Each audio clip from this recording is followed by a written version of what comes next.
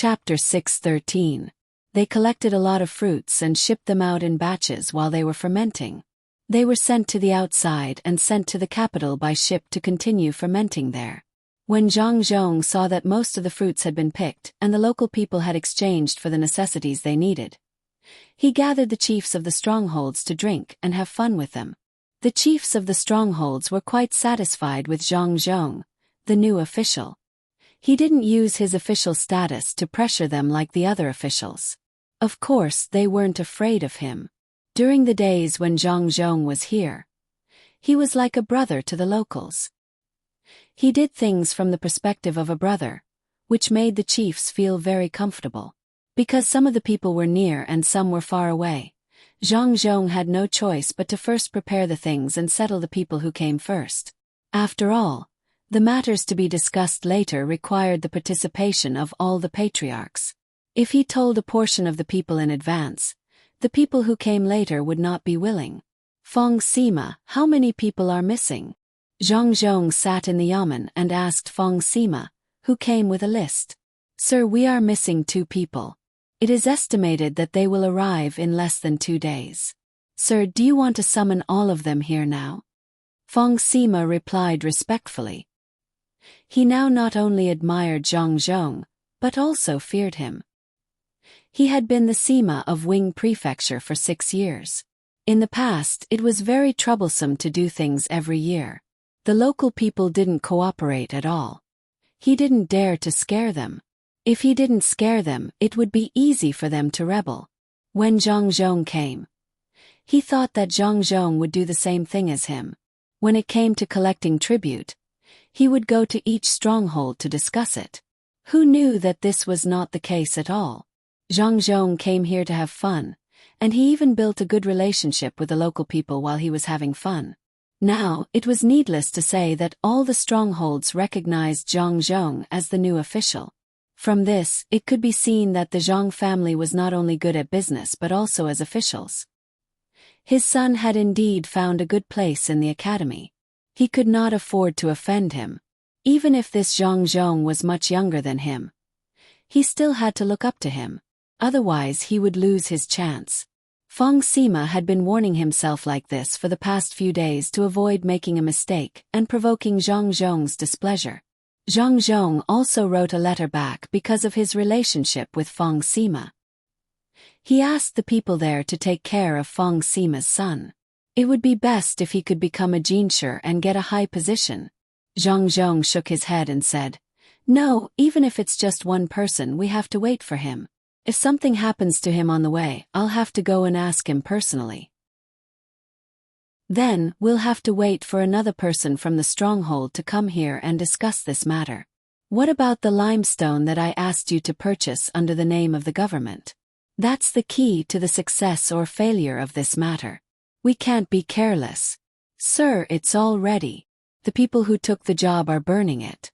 If we don't give them the money now, they'll be worried. This is not the first time they've asked someone to tell me. Should we give them some benefits first?"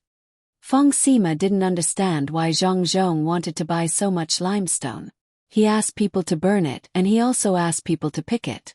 He even used the government's name to buy it. Even now he still owed money. If it was a normal business, he would have stopped doing it long ago. Zhang Zhong was not worried at all. He said to Feng Sima, "Don't worry. If anyone wants to quit, tell them to send the finished goods over and pay immediately. But they won't use their goods in the future. Let's see how many people can stay in the end." "Sir, where do we get the money from?" Feng Sima did not think that the manor could take out the money. "Course it's from my family. There's no need for the rest. It's better to use the government's means to solve the problem. Now I understand that as long as it's not necessary to use my family's money, I won't use it." Zhang Zhong was going to experiment with his idea in Wing Prefecture. That was, his family would not easily invest money in it unless they had no other choice. After everything was arranged properly, the 2 human leaders who had arrived late had finally arrived. The meeting could begin. Old Man Pai and the other 2 also came to join in the fun. They wanted to see what other tricks the Zhang family had. At the same time, they wanted to verify their own guesses. Sometimes this kind of game was really interesting even if they guessed wrong. One by one, the patriarchs sat in the hall, waiting for Zhang Zhong's arrival. At this time, they did not have the usual idea of calling each other brothers. After all, Zhang Zhong invited them in the name of the government. Of course, it was different.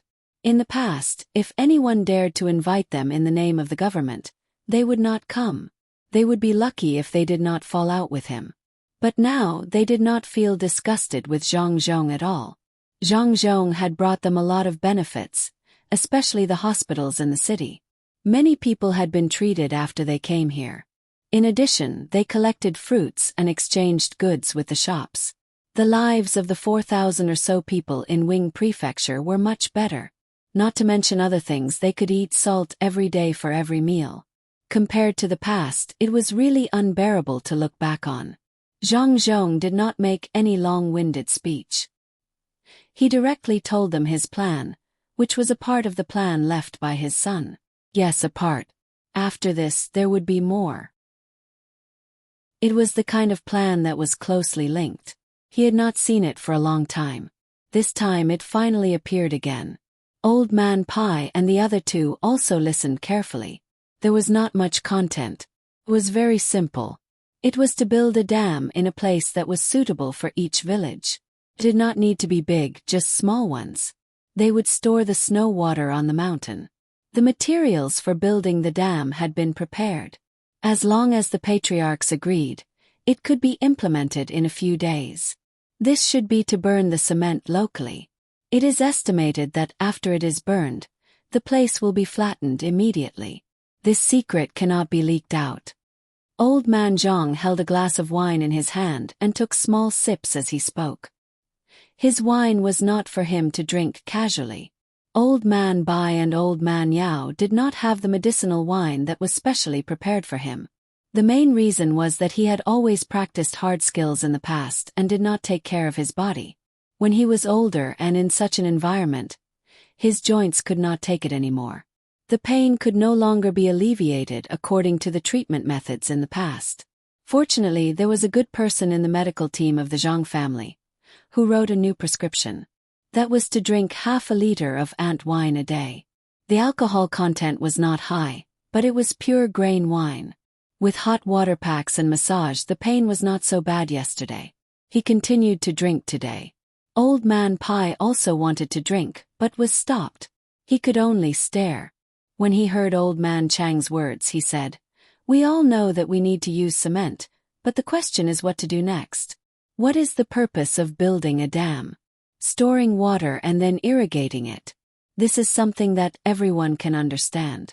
It is definitely not the Zhang family's way of doing things. Understand now.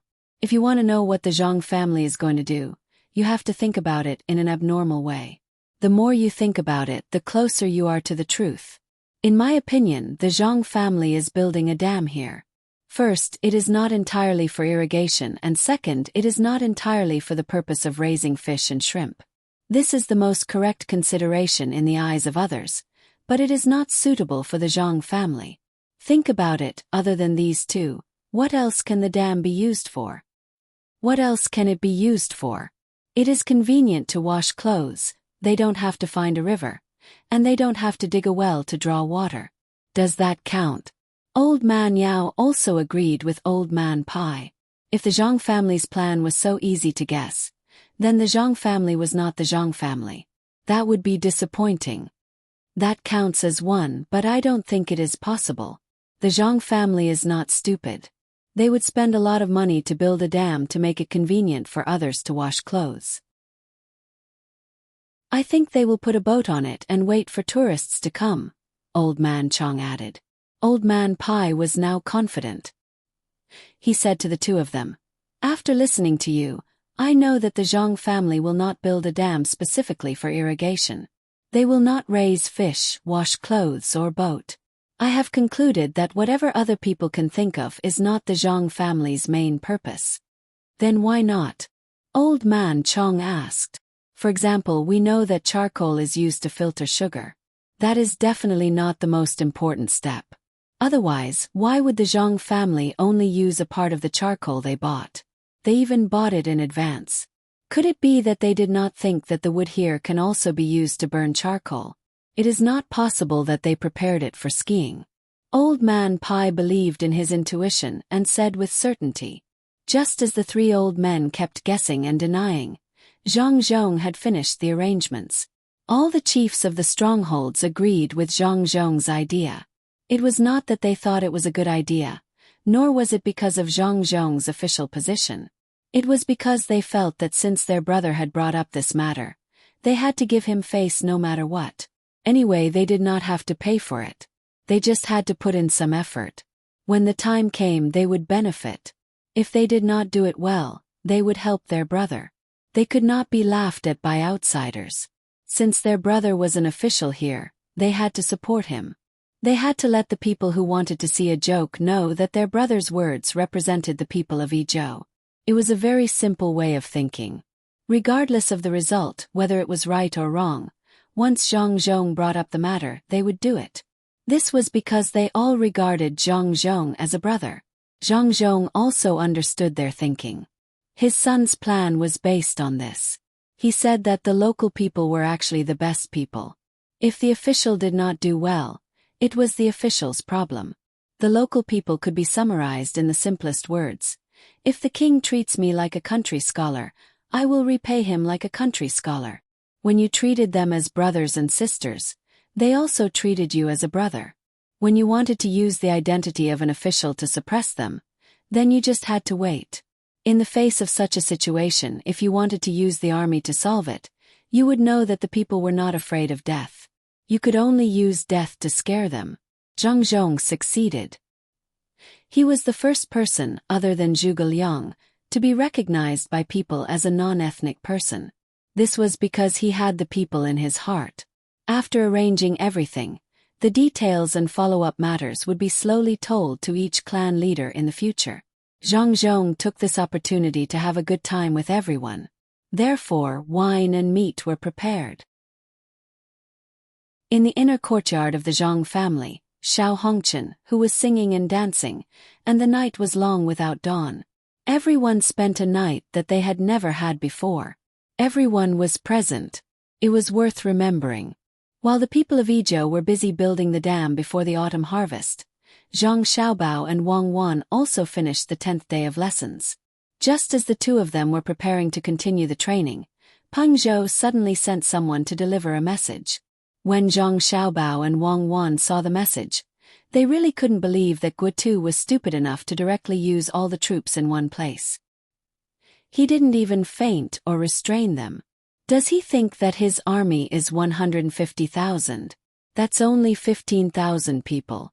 The most infuriating thing is that he didn't capture or kill the people along the way. Isn't that stupid? He's too soft-hearted. Since it's a war, it's either you die or I die. Look at what happened now. We were discovered in advance, and the logistics provisions were burned. Wang Wan complained with a gloomy face. She didn't know what Guotu was thinking. He led such a small number of people, but he still let the local people do what they were supposed to do in the past. At this time, if you can't do it, you can only wait for others to do it. As a general, would he be afraid of carrying too many wronged souls? How good would it be to go home and be a farmer? Zhang Xiaobao also didn't expect Guotu to do such a thing. Did he think that he was an international peace organization or a member of the peacekeeping force? This was an invasion. What was there to say about invasion? Those who should be killed would be killed, and those who should be burned would be burned. When the time came, he would take all the blame. So what if he killed more people? The people of the motherland would remember his kindness. The Japanese killed a lot of people, but didn't they still have a shrine? The more he thought about it, the angrier he became. After carefully reading the message twice, Zhang Xiaobao said gloomily, "Who the F***ck made the imperial court's decree? Why didn't they come earlier or later? Why did they have to come at this time? They said that they wanted us to follow the vanguard to victory. Damn it, from the imperial court to here, the news would take a long time to spread, right? Did they really trust Guotu that much? They even let us follow behind him. I'm so angry." This is good. The officials of Pengzhou don't have to worry about dereliction of duty. Wang Wan was also very helpless. She knew that this was the imperial court's compensation for her and Xiao Bao's family. They thought that Guotu could fight to the end and achieve a perfect victory, so letting them follow him was an advantage. When the time came, they would continue to receive benefits when they contributed. It should be Li Longji. He felt that it was wrong to directly transfer my father from Xuzhou to Yingzhou and hide the situation. He used this war to gain benefits for my family. But why didn't he think about it?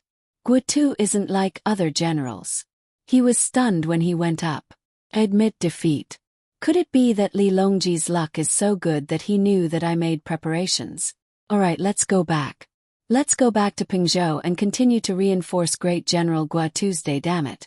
I should have done what I should have done. If I didn't use the resources on him, I could have done something else. Great, now I didn't earn the money I should have earned. Zhang Xiaobao was really helpless at this time. He couldn't blame Li Longji. He had good intentions. If possible, he really wanted to strangle Guotu and let Wang Wan command the army. At least he couldn't make such a stupid mistake. Fortunately, Wang Wan was also a talented student. She couldn't attack, but she didn't know how to defend. Wang Wan was also very depressed. She called out to the people who were still training and rushed back with the team. Li Longji's order had been issued. They couldn't just leave him in the lurch. This was the place where the logistics were tested. Xiao Bao, don't be afraid. When we resisted the United States and aided Korea, we received the most classic strangulation tactic used by the United States Air Force. We survived, so why should we be afraid of the current tubo? Wang Wan comforted Zhang Xiaobao. Zhang Xiaobao wasn't someone who didn't know anything. He immediately retorted, "What does that have to do with us?" That time their planes were flying everywhere. If the Soviet Union didn't join the war and sent so many outstanding pilots and planes, do you really think that the anti-aircraft guns hidden in the mountains and the trains would be useful? Then what should we do? We can't do anything even if we tell them. Should we just let them wait for their deaths? Wang Wan asked. Zhang Xiaobao took 2 deep breaths and said to Wang Wan, "Cuckoo, actually in my heart, I've always felt or hoped that Guotu would lose the war and give you a chance. This is also the reason why I borrowed Li Sun's 200 people. I've already prepared everything else. I hope that you can do something at this time to show your value. You've never been a subordinate in my heart. Let's go, I'll show you the workings of an international scam." As Zhang Xiaobao spoke, he pulled Wang Wan onto a horse. The two of them rode together and led the 300 people in the direction of Pengzhou Prefecture. Took them more than 2 hours to reach their destination. The people in the inner courtyard had already prepared everything according to Zhang Xiaobao's instructions. Wang Wan looked at the things Zhang Xiaobao prepared behind her back and couldn't say a word. Everything in front of her was prepared for her by Zhang Xiaobao to show her value. If he didn't need it, he would immediately go into hiding. But now that he needed it, she didn't need to worry about the equipment. As long as she prepared the battle strategy well, everything would be fine. Xiao Bao, these things. These things are prepared for the female general in my heart. Right now, you're no longer a member of the Special 2nd Division, nor are you China's overlord flower. You're a general who commands thousands of soldiers and horses. Take out everything you've learned before and the battle strategy you've slowly figured out after coming here. Let me see the battle strategy that gathered the wisdom of generations of people. At this moment, Zhang Xiaobao felt that this was the most successful moment of his life. He prepared everything for Wang Wan so that Wang Wan could achieve her dreams, instead of standing behind him as an obedient woman. Wang Wan planted a big kiss on Zhang Xiaobao's face and changed into the armor that Zhang Xiaobao prepared for her. She waved her spear and shouted at the 300 people who were equally shocked. "Let's go and reinforce the front lines. Logistics camp, follow me." The 300 people now knew what they had to do. They also flipped onto the backs of the prepared horses, picked up their weapons, and led the supply and medical teams behind them to follow Wang Wan and Zhang Xiaobao. While the Pengzhou officials were still in a daze, They rushed out of the pass and headed for Guotu's troops who were blocked on the mountain. Chapter 6:14. Wang Wan and Zhang Xiaobao led the troops and rushed out of the pass with a cute rice seedling flag fluttering in the wind. The officials of Pengzhou looked at the shadow of the setting sun that was getting longer and longer. For a moment they didn't know what to feel. According to the information that was sent back, Wang Wan analyzed the approximate location of Guotu's troops. Although the person who came back to report didn't say Guotu's plan, Wang Wan could still understand what he wanted to do. That was to not directly cross the river from Ruoshui and attack Jinchuan. Instead, they would secretly go to the other side of Jinchuan's mountain range and launch a sneak attack on Jinchuan. The idea was not bad, but it was not ruthless enough. Now, their retreat path should be blocked, and the road ahead was open. The Tubo people wanted to lure the Tang army to the most comfortable path forward. Once they entered, they could forget about coming back. I'm sure that Guotu will escape north along Jinchuan's mountain range. Oh, it's called tactical diversion. He won't force a breakthrough. Even if he escapes back, not to mention the loss of troops, the mission will not be completed. Will Li Longji let him go so easily? Of course he won't go west either. Once he goes in, he will be buried in a foreign land. The Tubo people will send people to surround that place like an iron bucket. As long as a general is not a fool, he won't be able to rush over. However, the mountain range is also getting more and more difficult. If he walks halfway up the mountain, he will be easily discovered by the enemy below and be followed all the way up. If he goes up, he will be waiting to become an ice sculpture. This time Guotu can recite a poem. The Green Mountain is blessed to bury the loyal bones. Why should he bury the corpse on the battlefield? Wang Wan opened the military map here and compared it one by one. Then she analyzed it for Zhang Xiaobao to hear. Zhang Xiaobao didn't understand military matters. To be precise, he could fool people, but it was a dream to ask him to analyze the situation of a battle. If this kind of professional knowledge could be mastered so easily, then he would really become a god. At the very least, he would have to lead the army and fight a few battles before he could think clearly. Looking at the troops behind, Zhang Xiaobao found a place on the map that was easy to go up the mountain and said, "Do we need to reinforce from here? No, you've seen it for yourself. Don't the Tubo people know which part of their territory is suitable for others to enter? Head north, continue to head north. Make use of our current mobility to rush ahead of the two armies. I estimate that we will need to travel for 4 days. Let's hope that Guotu's army won't travel too fast on the mountain. That way, the Tubo people will be able to catch up faster. When we turn from the north to the west and prepare to go up the mountain to provide reinforcements, we will bump into the Tubo army at the west of Jinchuan. With the amount of people we have, we can only run if we bump into them. If we can't run away, then we'll just kill one to break even. If we can't kill two, then we'll make a profit." Wang Wan's hand drew a line on the map. Once they passed through the checkpoint, they would head north. Zhang Xiaobao was worried and asked again, "Then Guotu and the others still have food?" "It's long gone. When the informants return to Pengzhou, their rations will be eaten. The rations in the early stages will be burned. How many days of rations do you think they can bring with them? Now, I reckon that they have killed most of their horses and are hunting wild animals in the mountains.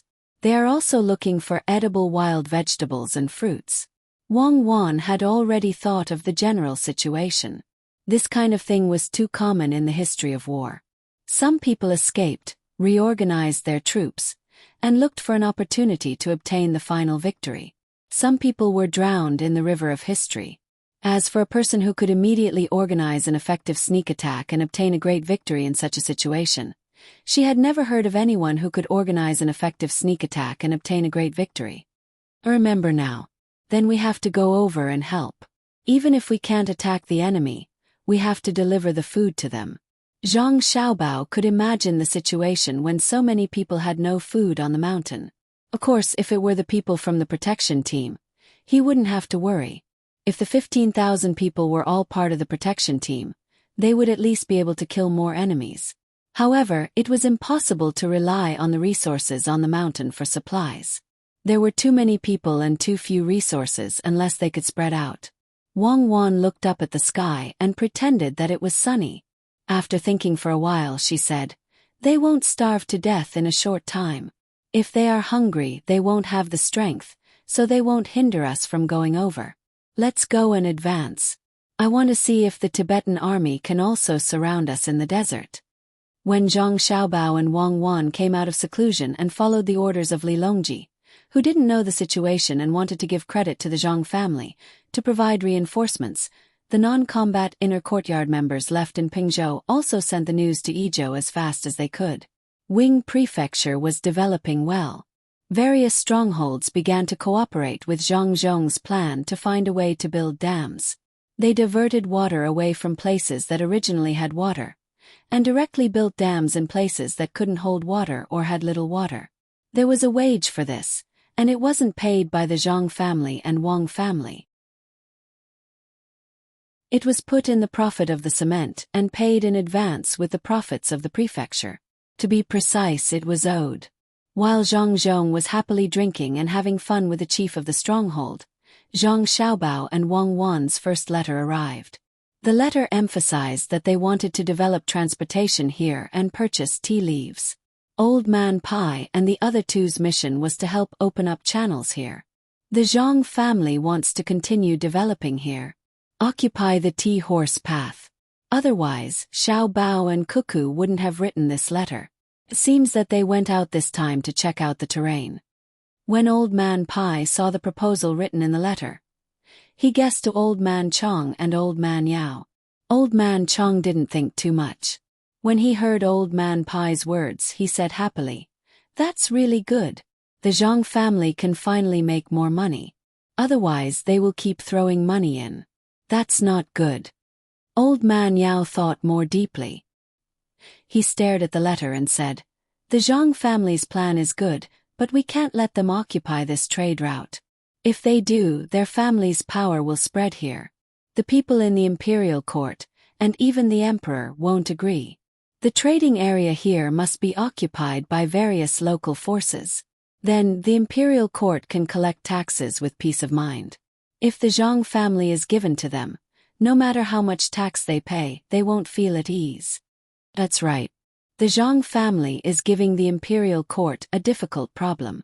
If they are not allowed to carry out the tea horse trade here, then the money owed to them will have to be returned to them. But I always feel that things are not that simple. Don't they know that doing business here will make people worry? Look at what it says. It says that they want to find some local people who aren't afraid of the cold to work on the snow mountain. It's best if they can stay on the mountain for 10 to 15 days. Don't you think it's strange?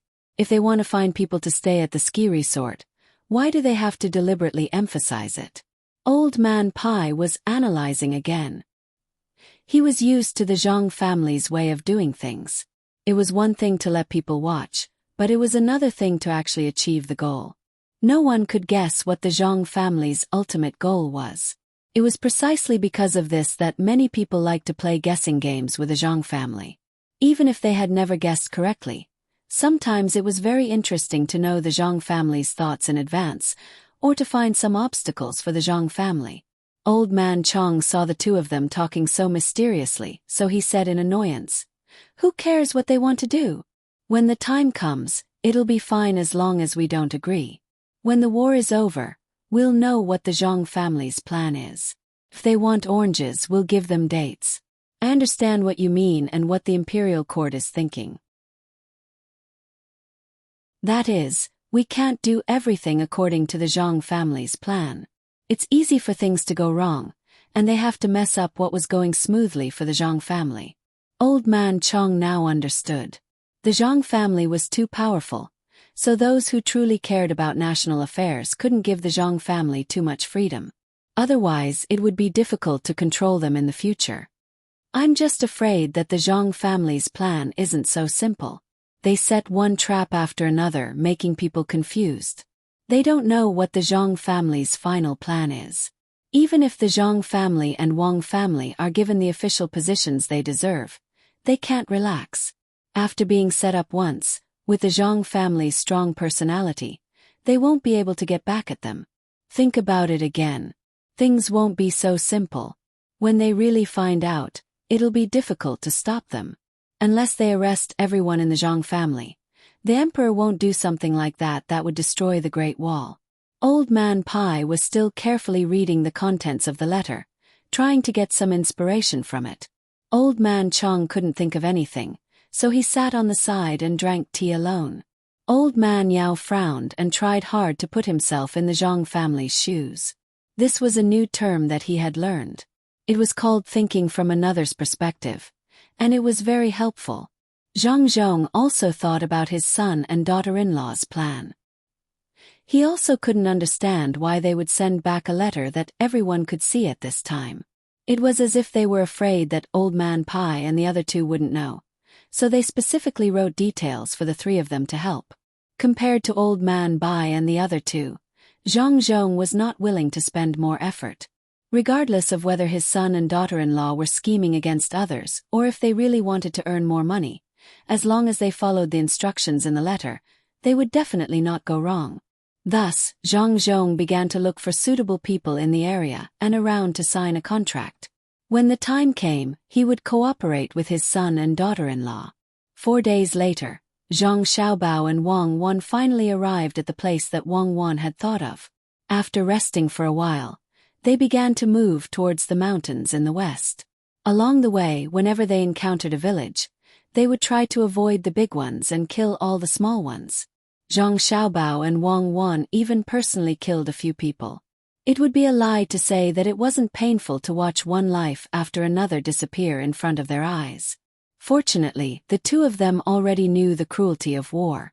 Rather than exposing themselves and losing their lives, it was better to let others die. Not only the two of them, but even Old Man Pai, Old Man Yao, Li Sun's bodyguards and the people from the seedling protection team had to see blood on their hands. Zhang Xiaobao and Wang Wan also had to temporarily act as mentors and give psychological counseling to the people who killed. They didn't want the people they brought along to end up like the American soldiers from more than 100 years ago who returned home after fighting in the Korean War and suffered from many sequelae. According to the records, when the People's Liberation Army was under the sound of the charging horn, it was a kind of suicidal charge. The horn didn't stop, and they continued to charge, causing great psychological pressure to the American soldiers. Many people didn't even dare to listen to the sound of car horns when they returned home. The People's Liberation Army, who had fought many wars, had fewer sequelae. The main reason was because of the existence of mentors, who could also be said to be battlefield psychologists. They turned killing in war into an existence that protected their beliefs. Through various means they let the soldiers know that they were right to kill and that it was wrong to not kill. The effect was quite good. Now Zhang Xiaobao and Wang Wan were like this. They repeatedly emphasized how the people of Wangjiang died and how miserable they were when they died. They also said how arrogant the people of Tubo were. They were clearly asking for peace, but they actually said it in the tone of a victorious country. Moreover, they were always attacking the border. Under such psychological counseling, more than 300 people finally got used to killing people bit by bit.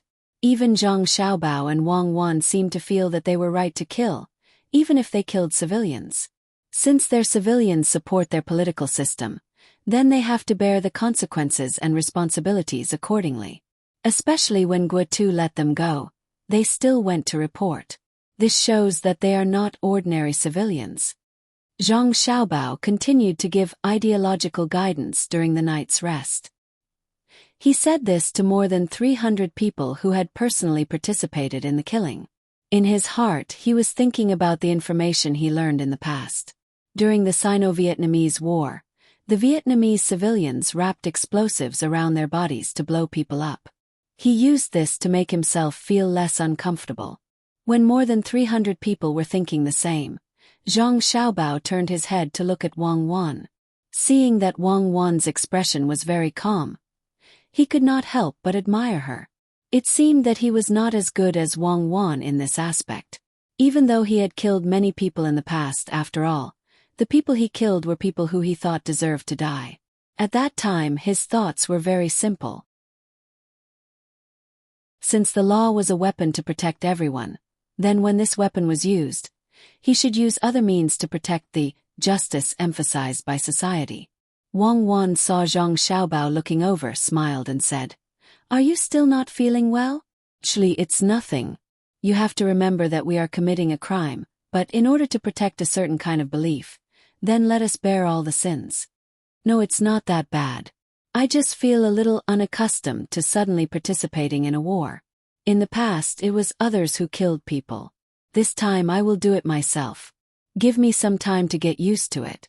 How could Zhang Xiaobao admit that he could not do it? He really admired the criminals who robbed and killed people.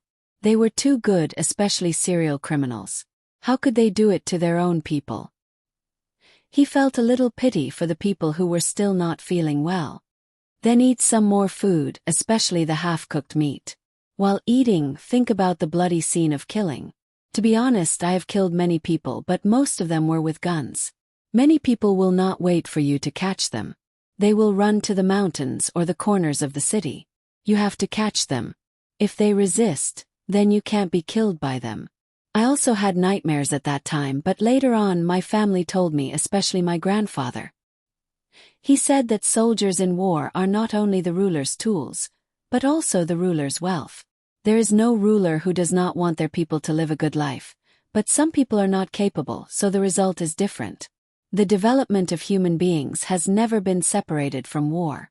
No matter what kind of flag is raised, the world's peace is always maintained by force. Even animals are like this, so how can humans not be compared to animals? Wang Wan began to counsel Zhang Xiaobao. Perhaps she was also comforting herself. When people did something, they always had to find a reason for themselves, even if it seemed so weak. Everyone spent the night resting. Needless to say, with the help of psychological counseling, everyone slept soundly. Tomorrow was the day they would enter the mountains. How well they slept tonight would have a huge impact on tomorrow's operation. Early the next morning, everyone got up in a hurry. After eating a half-full breakfast, they sped up their pace. When it was almost evening, everyone finally saw the mountain range in front of them. If it was not for the map, no one would know how long this mountain range was. It looked like there was no end to it. At this time, Wang Wan did not let the small supply team continue to follow them. She let them continue to advance north along the mountain range under the leadership of Old Man Pai and Old Man Yao. She also let them not kill the villagers they occasionally saw on the way and gave them all the horses. If they encountered people chasing after them, they would take enough food to eat for half a month and continue north until they entered the desert. At that time there would be people to take care of them. After the burden left, Zhang Xiaobao and Wang Wan led the rest of the people to carry large bags and began to climb up the mountain. They also let the people who did not leave erase the traces to avoid being discovered by the Tubo people. As Zhang Xiaobao and Wang Wan's figures disappeared into the forest, the rest of the people began to prepare and then quickly headed north. They did not need to directly participate in the war. They only needed to protect themselves. 3 days later, Peng Zhou's letter was sent to Yizhou. This time Old Man Pai and the others did not see it. Only Zhang Xiaobao and the Wang family knew what was written in the letter. When Zhang Zhong saw this news, he was completely dumbfounded. He did not expect that this trip, which was supposed to be like a vacation, would have a different meaning. His son and daughter-in-law actually personally led the troops to reinforce them. He really wanted to grab Li Longji's neck in Beijing and ask him what he was planning. However, he also knew that he could not blame him. When he sent the letter, the battle had not started yet. He originally thought that it would be an easy attack, but it turned out to be like this. No one could have expected it. Sigh. Good intentions have made a mistake. Peng Zhong sighed. He really wanted to go and help on behalf of his son and daughter-in-law, but he also knew that he did not have the ability. If he went, he would definitely not be able to come back alive. Jiang Wang clan and the people of the Wang family also stayed here. They also knew about Xiao Bao and Cuckoo's situation. Wang Wan's father was a general, but it had nothing to do with war. In fact, he could barely recognize the words on the letter, and he even mispronounced a few words. Seeing Zhang Zhong's reaction, he immediately became anxious and said to Zhang Zhong, "Isn't Xiao Bao's group too few people? Why don't we call Bai Shu and Yao Chong's people, as well as the guards in our inner courtyard to help?" "What nonsense are you talking about? We can't let others know now. Besides, even if we go there, we won't be able to find them. They have been out for so many days, who knows where they went? I just hope that they don't meet the Tubo people. Otherwise, what will happen to my cuckoo and Xiao Bao?" Wang Wan's mother was also anxious, but she also knew that there were many things that she could not say. She kept praying in her heart, and she begged all the gods, hoping that Xiao Bao and Cuckoo could come back safely. Jiang Wang clan was the calmest at this time. It was not that she was not worried, but she knew that it was useless to worry. She comforted everyone. Xiao Bao and Cuckoo are not ordinary people, they are gods. Even if others are dead, no one can stop them if they want to come back. Instead of being anxious, it is better to settle the things here first. When they come back, we don't have to worry anymore. Jiang Wang clan's words were really effective. When the people of the two families thought of Xiao Bao and Cuckoo's magic, they felt a little relieved. They thought that if two gods went over, even if they were little gods, ordinary people would not be able to hurt them. Therefore, one by one, they began to cooperate with Zhang Zhong, trying their best to settle the things in Izhou. They did not have to wait for the children to come back and have to be busy again. Guotu walked on the mountain road with difficulty. In fact, there was no road. There were many people walking on it, so it became a road. There were people in front of him cutting branches, making it more comfortable for the people behind to walk. "It's all my fault, it's all my fault.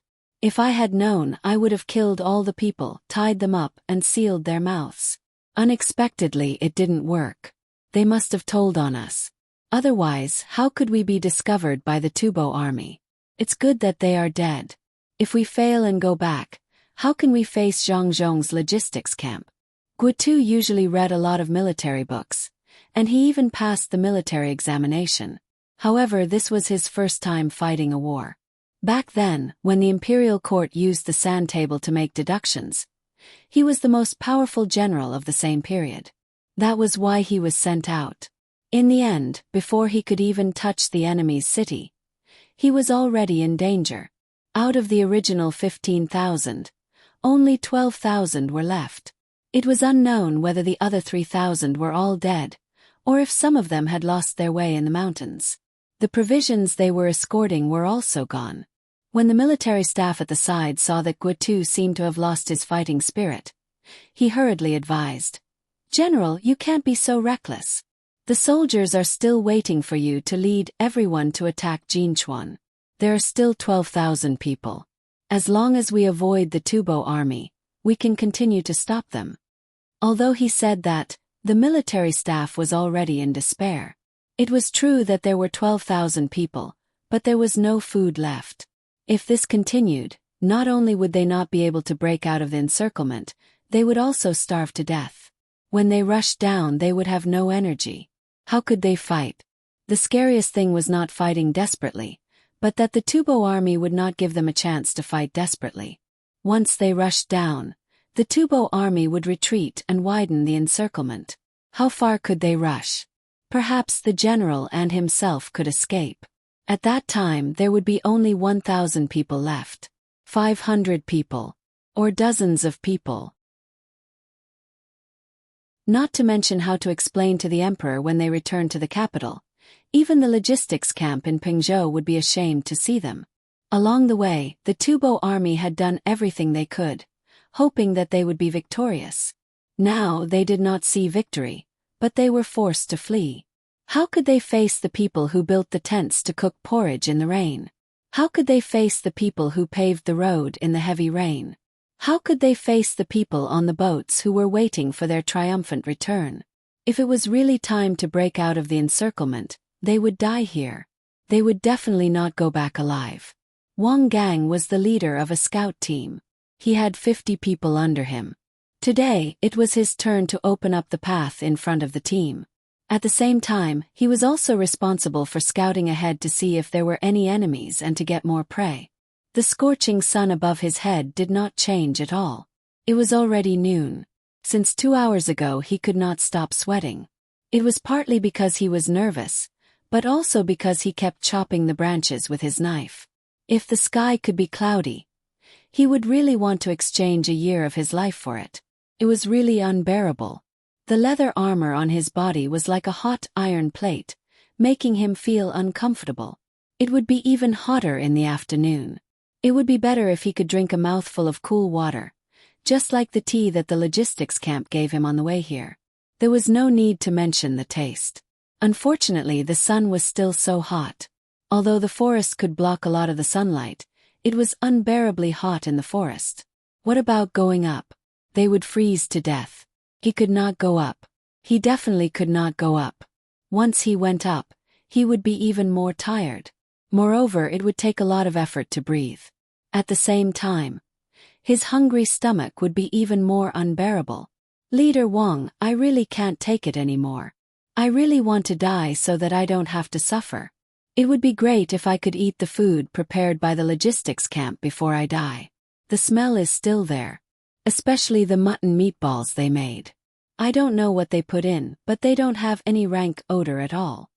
One of the squad leaders beside Wang Gang licked his lips as he looked forward and said. Wang Gang glanced at the squad leader who came from the same village as him and sighed. Sigh. This is life. Stop dreaming. Hurry up and open up the path so that the team behind can move more easily. Maybe we can still have a chance to survive. Don't move. The grass under your feet can be eaten. Dig it out and eat it when it's time to eat. Don't let others see it. When we first came in, we saw a lot of wild beasts. I don't know where they are now. It would be great if there was a big rabbit. I can roast it and recover my strength. Of course it ran away. There are so many of us here. The wild beasts will be scared too. I don't expect a rabbit, but a snake will be fine too. Even if it's a rat, I really hope that this is a dream. When I wake up, I'll find that I haven't reached the border and that the logistics camp is taking care of me. The squad leader carefully dug out the wild vegetables under his feet, not even sparing the roots. The more the vegetables, the higher the chances of survival. He looked around and put the wild vegetables in his arms. He wanted to share them with Wang Gang when no one was looking. It would be great if there was salt.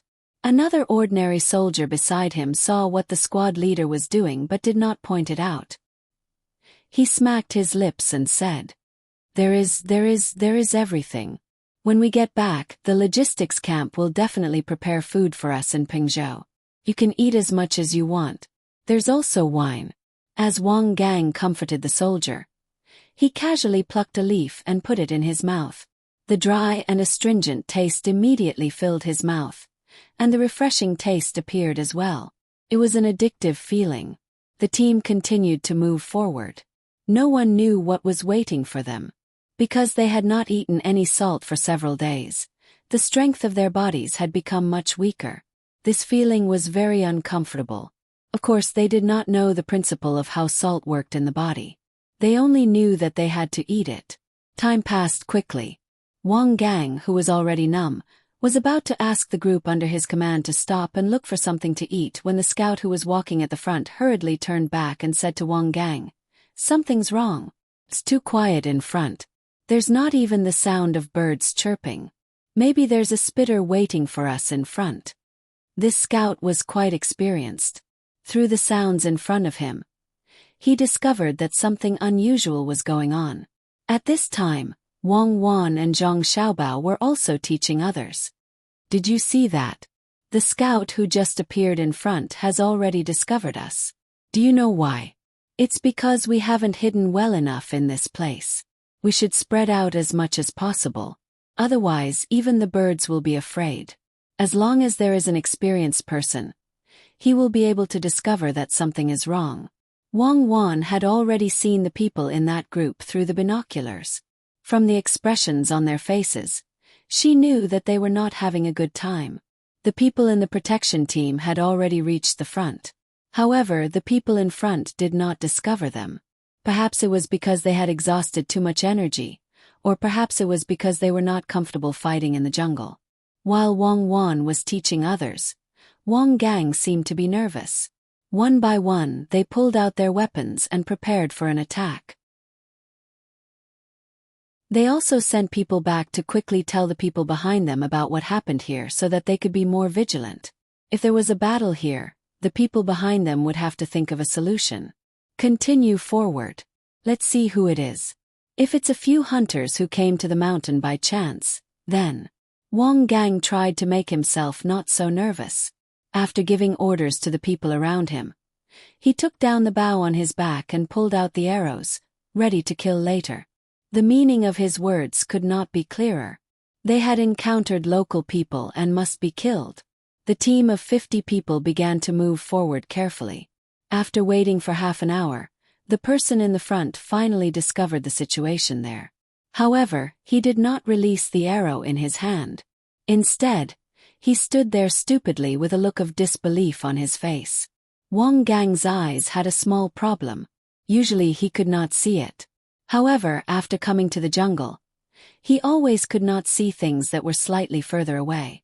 To be precise, he had pseudomyopia or night blindness. Seeing that his subordinates had stopped here, he approached and asked in confusion, "What's wrong?" Boss, you're here. Look in front. Am I dreaming? There's actually someone there. And there's a flag with a rice seedling drawn on it. It's very cute. It's the same as the one we encountered at the border." The man rubbed his eyes hard twice. When he looked over again, the people in front of him were a little blurred. Who asked him to rub his eyes too hard just now? There's someone. Be careful. Wang Gang did not hear the man's words. He was so nervous that he only remembered that there were people. He quickly lay down on the ground, wanting to make his target smaller so that he would not be shot to death. After lying down, he suddenly thought of something and ordered, "Archers, go to the tree." As soon as his voice fell, before his subordinates could climb up the tree, a voice came from the surrounding trees. "There's someone in the good position on the tree. Don't go up. How can you be a scout like this? If I were a tubo, I would have no problem dealing with 10 of you. Go to the front and eat." "Who is it?" Wang Gang rolled twice, turned over, and raised the bow to the tree. "Logistics camp of Ijo." The person in the tree replied with a trace of arrogance. "Then who is in front?" Wang Gang was too nervous. When he heard the words logistics camp, he thought that they were in the territory, so he asked casually. The person in the tree snorted and said, "Nonsense, of course it's the logistics camp. What are you waiting for? Hurry up and eat. Are you confused because of hunger? Put away your weapons. If you accidentally hurt the young master and the young lady, don't think about eating anything." Wang Gang and the other 50 people felt that they were dreaming. Some even pinched the thighs of the people next to them to see if they were dreaming. Wang Gang understood what he said, but he was dumbfounded.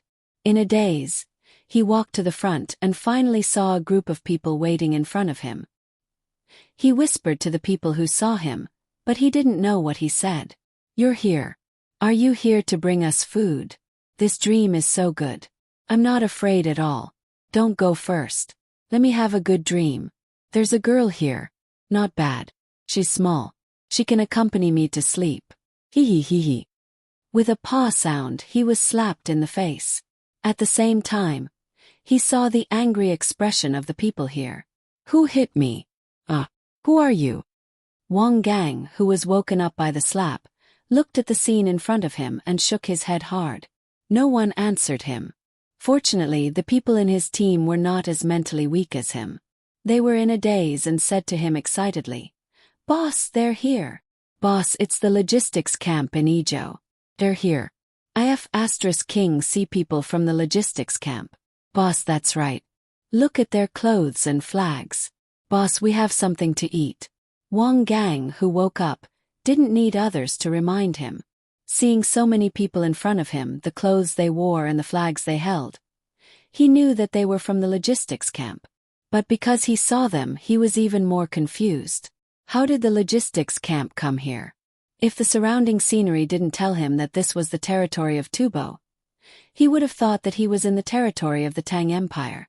Zhang Xiaobao stopped the subordinate who was about to slap Wang Gang again and said to him solemnly, "The logistics camp in Izhou is here to receive you by imperial decree." "Ah, it's really the logistics camp. Quick, send the news to the people behind." Wang Gang had forgotten the pain on his face. He screamed and ordered his subordinates. Soon, the news was sent to Guo Tuesday. Looking at the two scouts in front of him and hearing what they said, Guo Tu blinked his eyes that didn't have many eyelashes and repeated in disbelief, "The logistics camp in Izhou is here. They appeared in front of us. Do you believe it?" The two shook their heads at the same time. "Then why are you here? Are you kidding me?" Guo Tu roared. "But we did see people and that lovely flag," one of the two replied timidly in a small voice.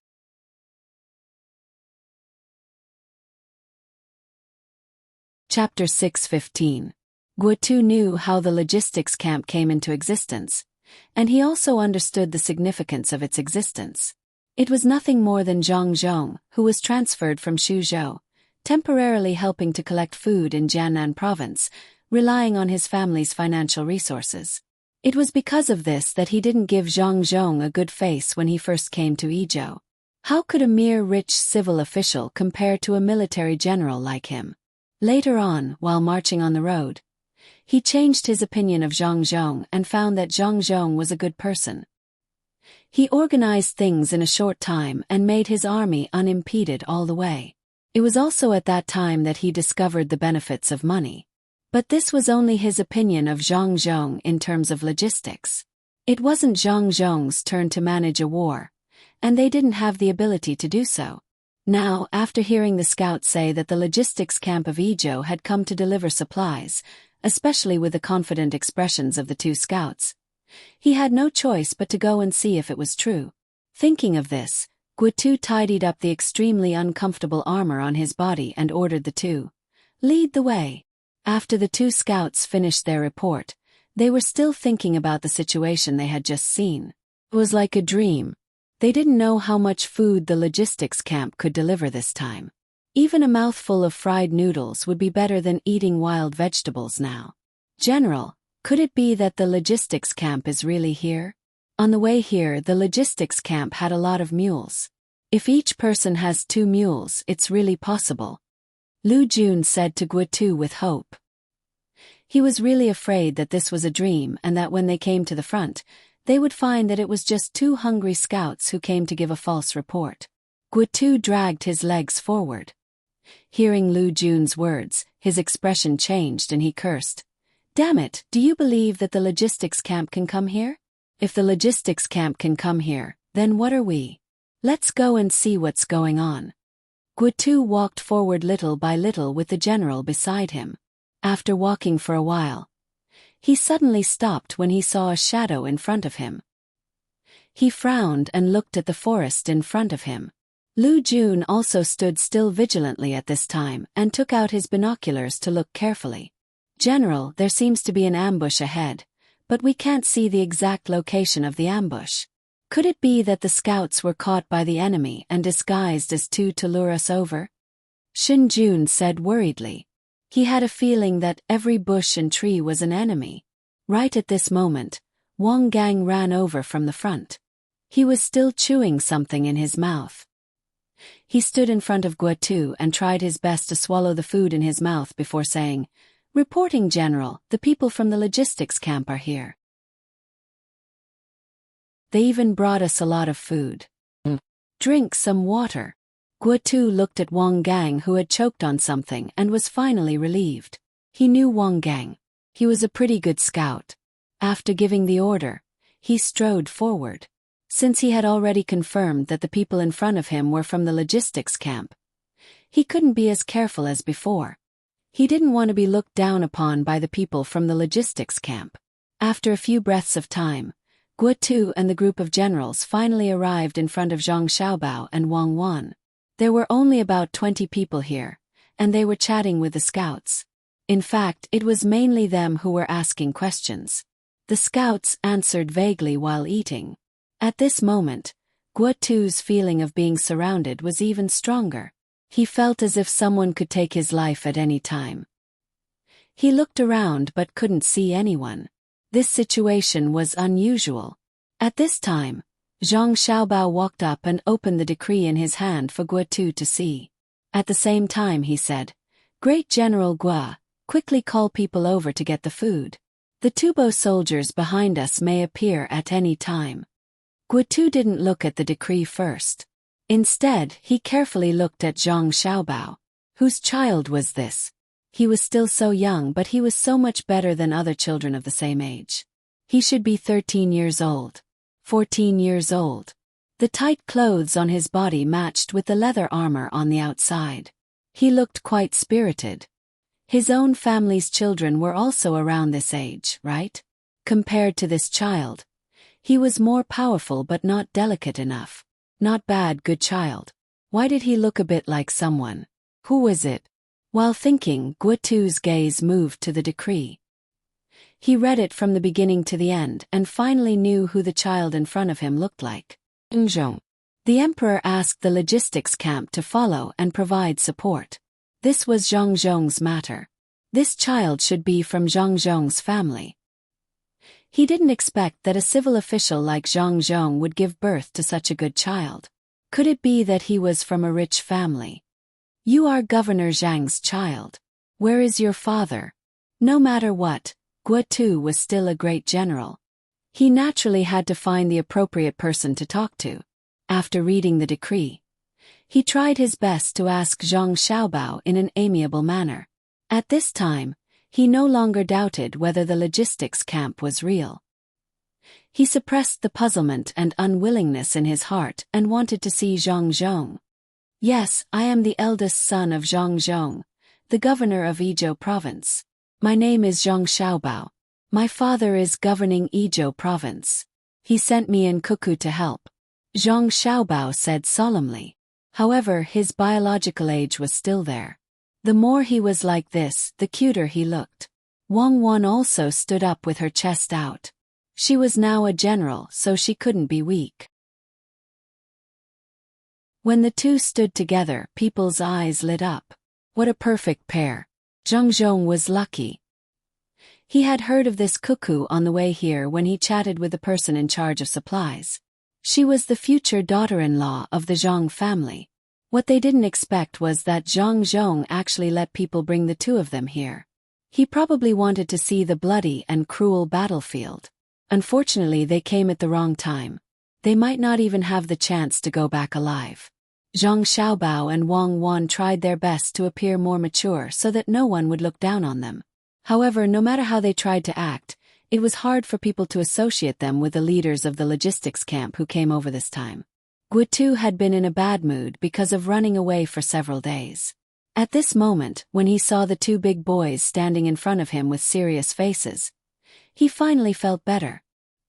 He reached out to touch Zhang Xiaobao's head and said, "Good, good. Okay, be good. Call the person in charge here.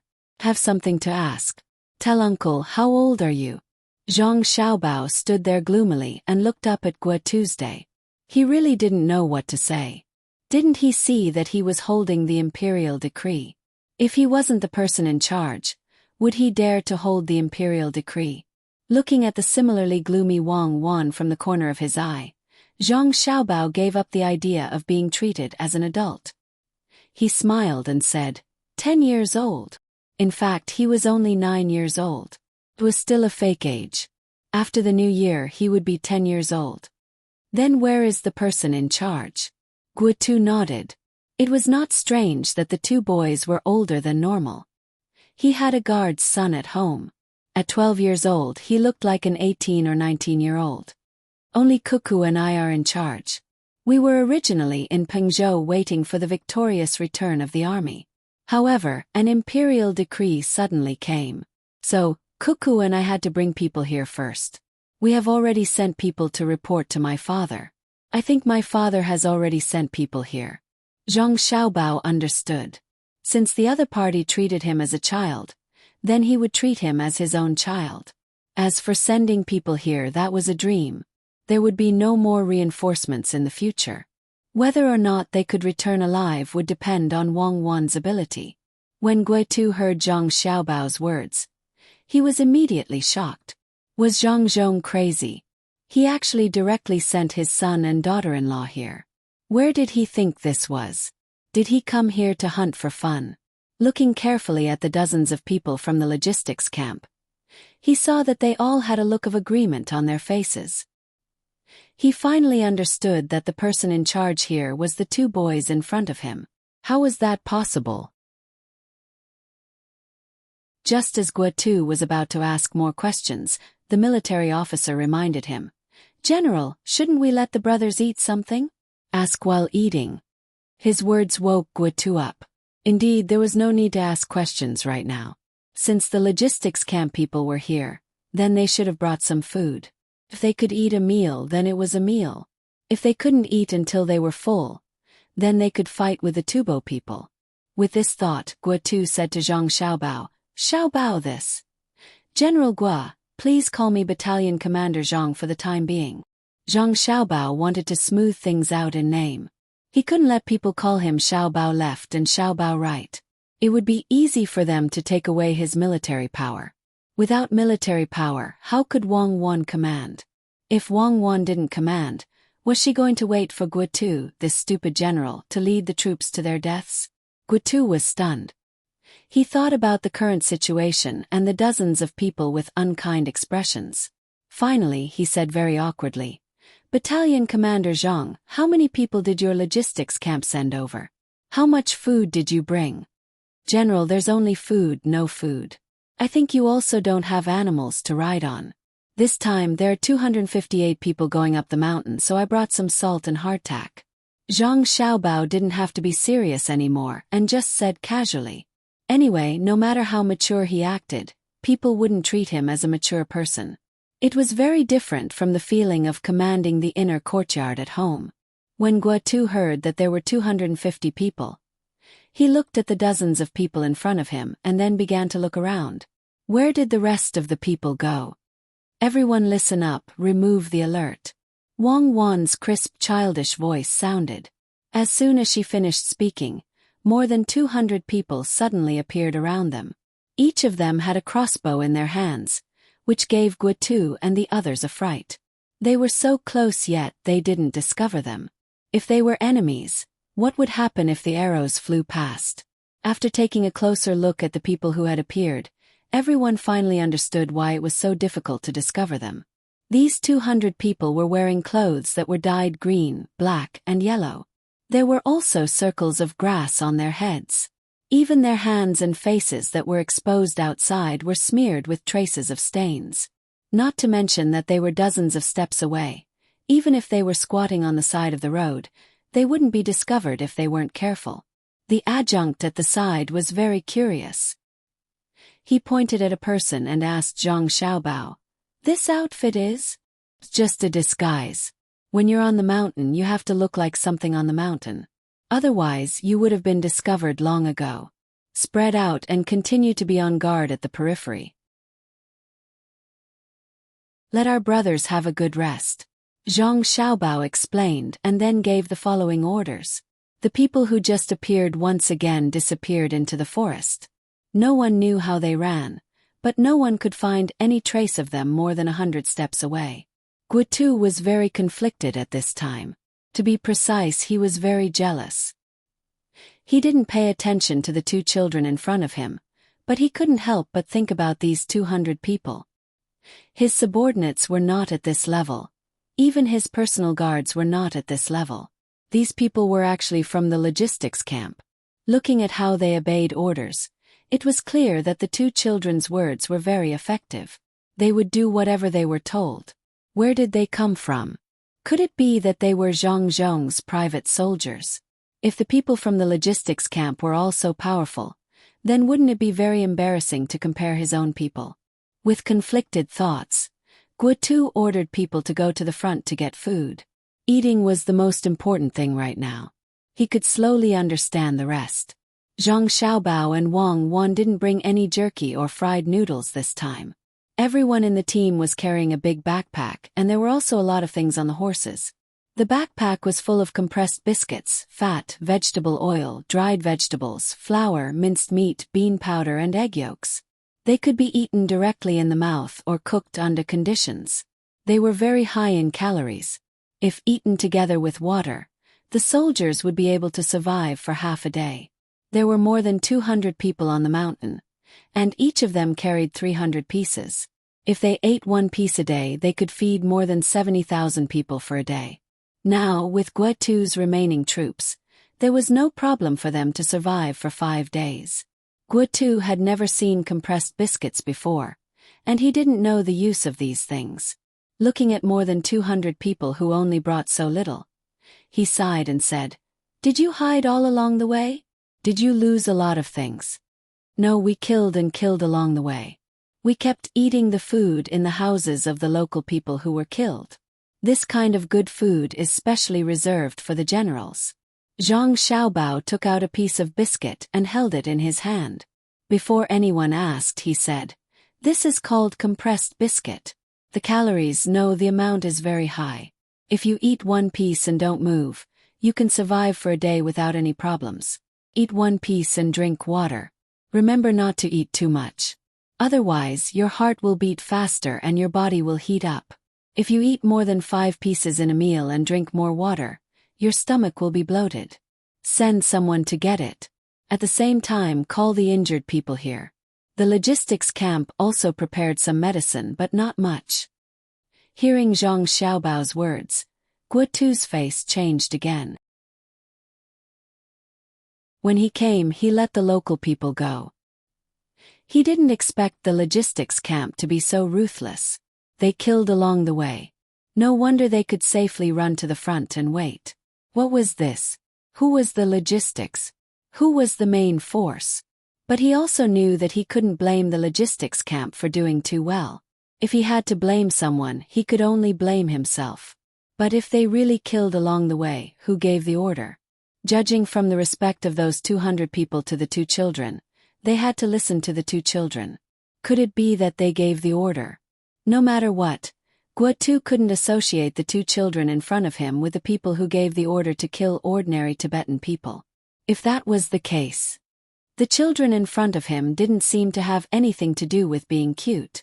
While observing Zhang Xiaobao and Wang Wan, trying to find the inhuman ruthlessness in their eyes, Guetu took the 2 pieces of compressed biscuit and put one of them into his mouth. A special taste suddenly filled his mouth. The first feeling was that it was oily and sweet. It was as if he would be full without waiting to swallow it. The second feeling was that it was fragrant. The taste of chopped green onions increased his appetite. The taste of ginger could stop him from vomiting. The third feeling was that it was chewy. After holding it in his mouth for a while, the originally hard compressed biscuit became soft. There was also the taste of meat and egg yolk. It was delicious. If he didn't know that it was specially used as military rations for soldiers, he would easily eat it as a snack. It was good stuff. No wonder he didn't want to eat too much. How did the Zhang family think of this? If every soldier carried a big bag of compressed biscuits, why would there be a need for food? They just needed to prepare some emergency fodder for the horses. When they came here, they could find food for the horses at any time. Guetu ate half of the biscuit and wondered if he should impeach the logistics camp. If they had such good stuff, why didn't they take it out earlier? Otherwise, why would the rations be burned? But on second thought, if he really wanted to impeach them, not to mention whether he was worthy of the care they had taken along the way and the support they had provided now, the first person the imperial court would punish would be him. Who said that the logistics camp had to take out compressed biscuits that had never been heard of before? He failed because he was exposed. Who asked him to not kill anyone? Why was the logistics camp fine? General, do you think it's feasible? At this time, Lu Gon couldn't hold it in anymore. He was also hungry. When the troops were fleeing, the generals didn't dare to eat good food alone. Otherwise, the morale of the troops would be ruined. He had eaten wild vegetables for 3 days in a row. The rest of the food was a small piece of meat from an unknown animal at noon yesterday. Now that there was food, it didn't matter whether it was biscuits or compressed biscuits. As long as it could fill his stomach first, it was good stuff. Besides, when he asked closely, the smell was really good. The people in the logistics camp were all good people. At this time, Guotu finally reacted. Thinking that there were more than 200 skilled people in the logistics camp helping to guard against them, his people could rest at ease. He hurriedly ordered, "Orders, everyone take 5 pieces. You are only allowed to eat 1 piece a day. After eating, drink water." The people waiting at the side immediately went to distribute the food happily. 1 piece was fine. Although it looked a little small, it was better than nothing. If they ate some wild vegetables, they might be full. After making the arrangements, Guotu looked at Zhang Xiaobao and Wang Wan. He stuffed the remaining half of the biscuit in his mouth and washed it down with water. He let out a comfortable breath and said to Zhang Xiaobao and Wang Wan, "Xiaobao, Cuckoo, oh, it's Battalion Commander Zhang.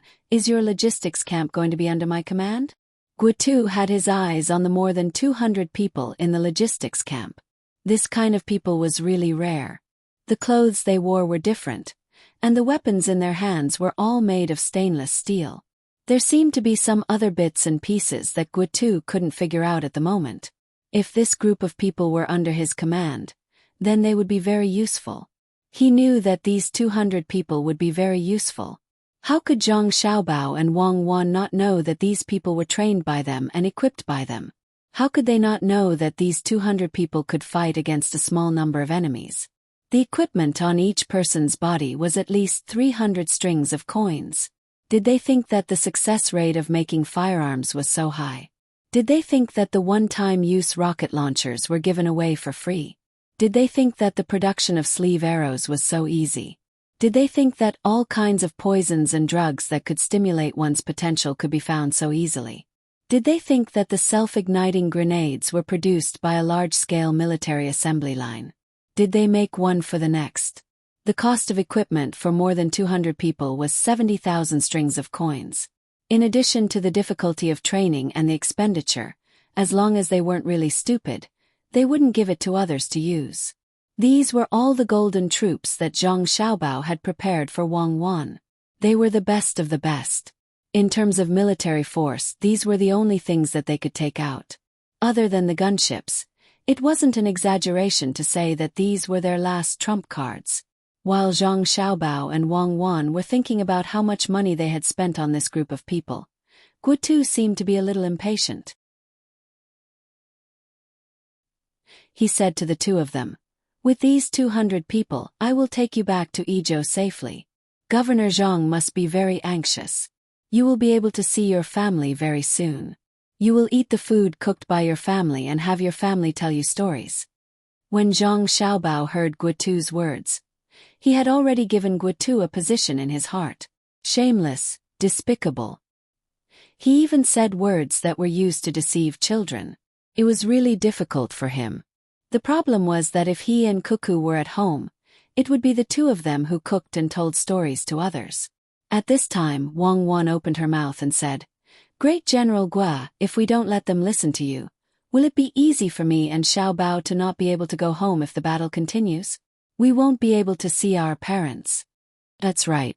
If you are not careful, you will be captured by the Tubo people and be sent there to work like cattle or horses, just like the servants in your family. You should know how your life is like, right?"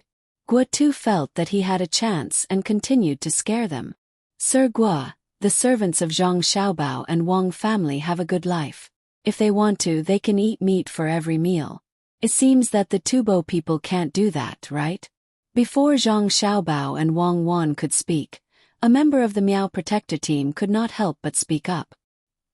He could also tell that Guotu wanted to persuade them. Unfortunately, he had met someone he should not have met. If he wanted to rely on the young master and young lady's persuasion and deceive them like this, it would be more difficult than conquering Jin Chuan. Guotu recalled what he heard on the way here and realized that he had said something wrong. The servants of Zhang Xiaobao and Wang Wan had a better life than other rich people. He couldn't use this to scare Zhang Xiaobao and Wang Wan. Therefore he changed the topic and immediately said, "Indeed, if you are caught by the Tubo people, you will be very sad. You will be whipped every day and not given food. If the two of you really go there, you won't be able to see your family again." When Guotu said this, He felt that his face was red. If he didn't really want 200 people, he wouldn't say such shameless words. If he really got them, he didn't know how to explain to Zhang Zhong when he returned. How could he lie to other people's children?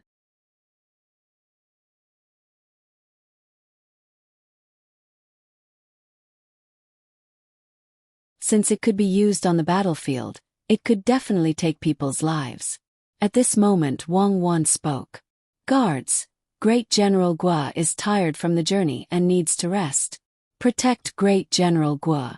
If anyone dares to move, kill them. When Wang Wan and Zhang Xiaobao came, they wanted to persuade Guo Tuesday. However, at that time they wanted to use gentle means. Now that Guo Tu showed his true colors, they didn't need to be polite.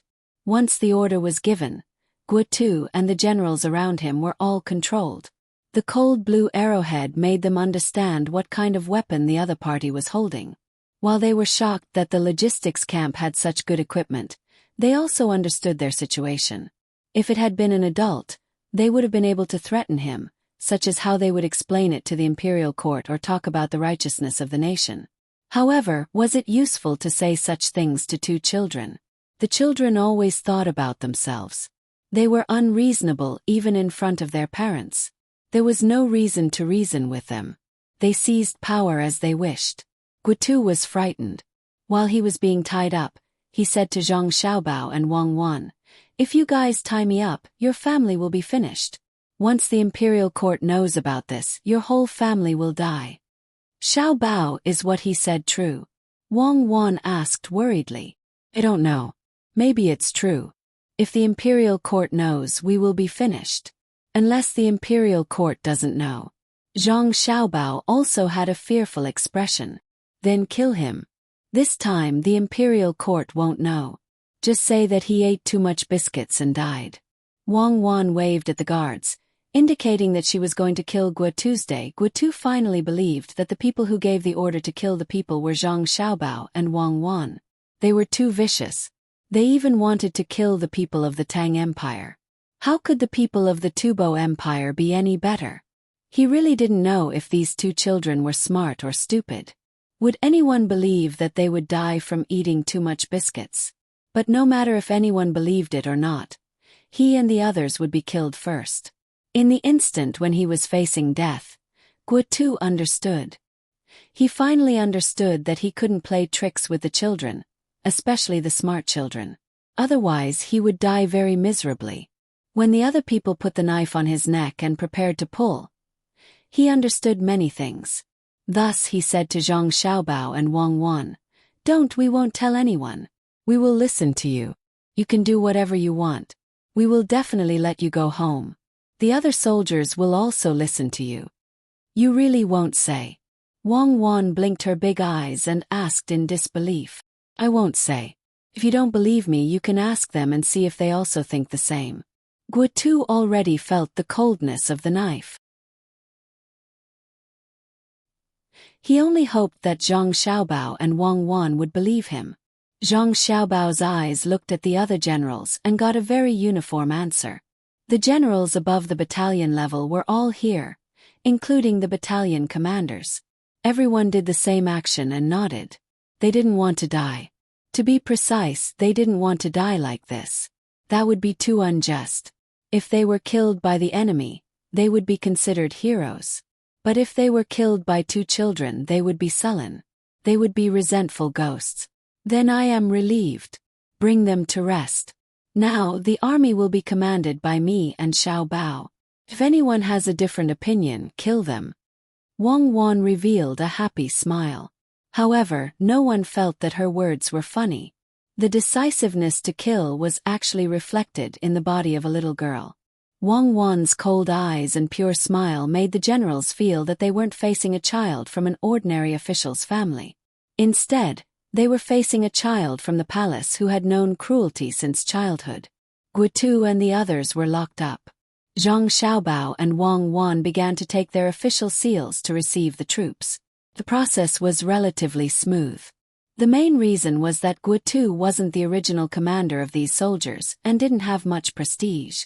However, the logistics camp in Ijo had left an indelible impression in their hearts, especially now that they were sending food. Damn, now I know why more than 200 people listened to 2 children. How are they children from ordinary families? Look at their calculation and ruthlessness. It's not that Zhang Zhong didn't have the time to take care of the logistics camp. He just felt that his children could do it.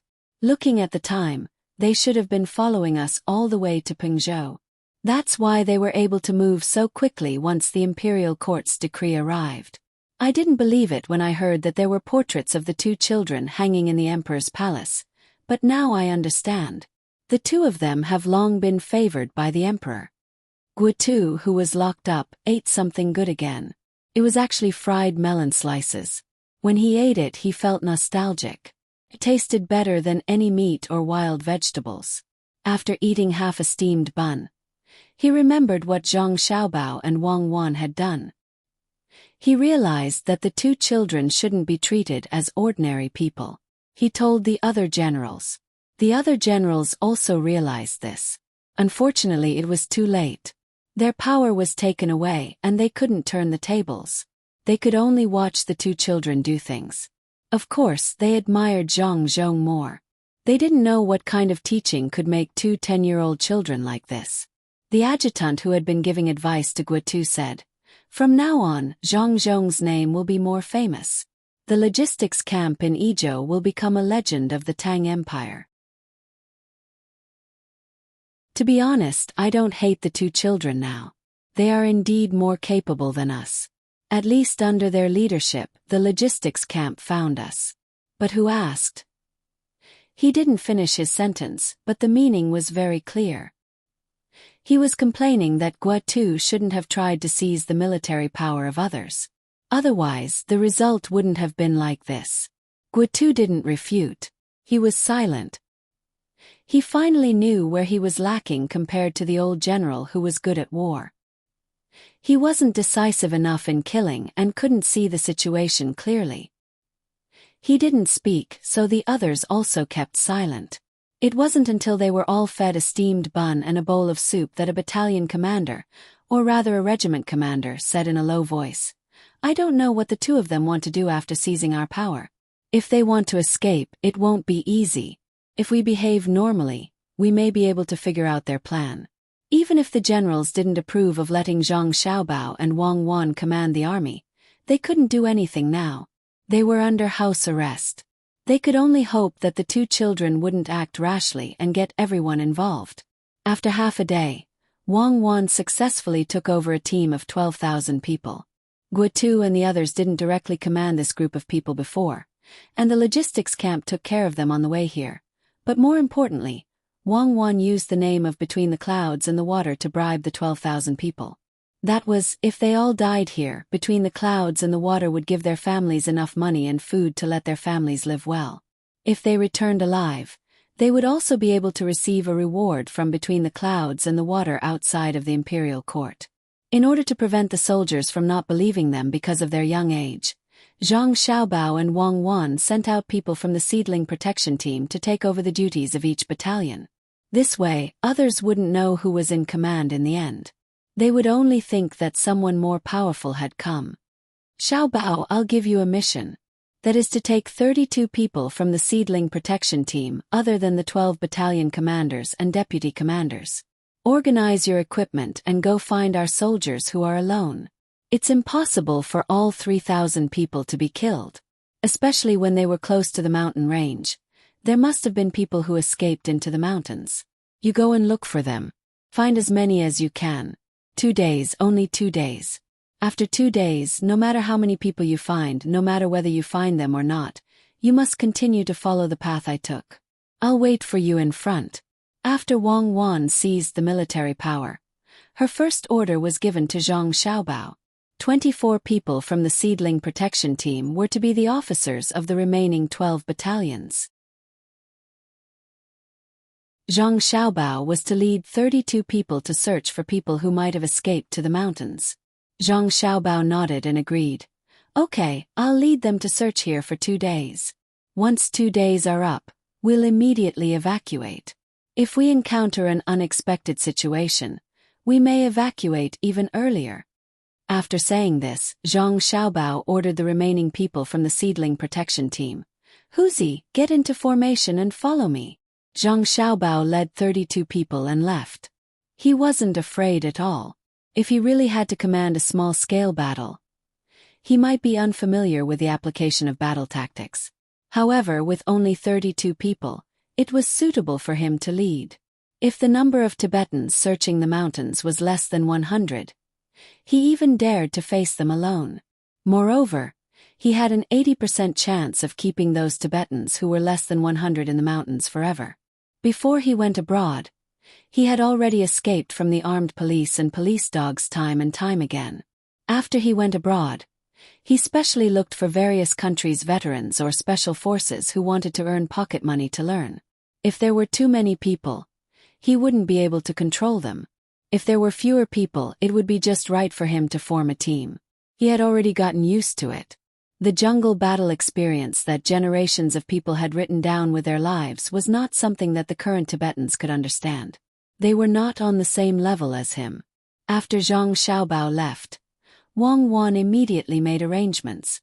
Actually, she was very reluctant to let Zhang Xiaobao lead the team, but she had no other choice. Huzi was a good person, but in terms of flexibility, he was definitely not as good as Zhang Xiaobao. At least Zhang Xiaobao knew how to make a choice. He wouldn't be hot-headed and use his big knife to fight with the enemy's gun formation. Order, everyone tear the clothes under the armor into strips and use them to tie the legs. Battalion 1, 2, 3, and 3 will become the scout battalion and quickly open up the path. Everyone else will gather and advance. Battalion 4, 5, 6, and 7 will be the back of Battalion 7, 8, and 9. Battalion 10 to 12 will be the cooking stoves. There will be enough food for 30,000 people. Wang Wan started to give orders to the people on her side. No one knew what exactly she wanted to do. The officers of the various battalions were all her people, so they immediately followed her orders. Those who opened up the path, those who carried the soldiers on their backs, and those who made the cooking stoves also immediately started to work. This situation was quickly found out by Guitu and the other officers. Although they couldn't issue any orders, the news would still be passed to them and let them know. This was also something that Zhang Xiaobao and Wang Wan had discussed. If they were to constantly be in a situation where they couldn't interact with the outside world, it would be easy for them to develop other thoughts. Thus, the best method was to let them be able to clearly understand the information of the troops. Zhang Xiaobao and Wang Wan didn't think that they would be able to guess the final goal of Wang Wan's troop deployment. Not to mention them, even Zhang Xiaobao wouldn't be able to guess it if Wang Wan didn't say it out loud. Just like what Zhang Xiaobao had always done in the past, those who weren't professionals wouldn't be able to understand the depth of the situation. Zhang Xiaobao's original arrangements were dazzling to the eyes. Even Old Man Pai, Old Man Yao, and the others couldn't guess the final goal. And now what Wang Wan was doing was the same. Every step had a deep meaning, strategic and tactical. It made people's heads hurt just by looking at it. Now Guitu and the others had a headache. They knew the way to move the troops, but no matter what, they couldn't figure out why it was like this. Guitu thought about the contents of the military books that he had learned in the past and said, "I understand. They are confusing the enemy and making them think that we still have a lot of people. It's not just 12,000 people, but at least 30,000 people. Then, dealing with 30,000 people is different from dealing with 12,000 people. The reason why they made a fake camp is to make the Tubo think that we still have a lot of provisions. It's impossible for them to use the siege method to starve us to death. This way, what do you think the Tubo people will think?" At the beginning, his analysis was still smooth, but towards the end, he was also confused. What did it mean? To make the Tubo people think that they still had 30,000 people and sufficient provisions, this had to have some effect. However, he really couldn't think of what effect it would have. If he had to say something, it would be that the Tubo people would send more troops. If there were more Tubo people, it would be more troublesome for them to break through the siege. The problem was, if that wasn't the case, why did they have to make such a layout? From the layout, It made people feel that the person who commanded the troops was definitely someone who didn't know anything. Guo couldn't figure it out, and the other generals also couldn't understand. After a while, the military staff said, "Could it be that they want to make the Tubo people lower their guard? Today they have 30,000 camp, tomorrow it will be 25,000, and the day after tomorrow it will be 20,000. They want the Tubo people to think that our morale is not stable and that they have all become deserters. When the camp is reduced to 5,000, do you think the Tubo people will still send more people to encircle and annihilate us? I reckon that they will think that we don't have enough people and only send out 20,000 people. 12,000 against 20,000, we still have a chance of winning. If you can think of it, do you think that the Tubo people can't think of it? If it was me, I would send out 100,000 people to encircle and annihilate them. I don't care how many people you have in the end. Who doesn't know that the camp can be fake?" A battalion commander beside the military staff said at this time. He didn't think that the Tubo people were fools.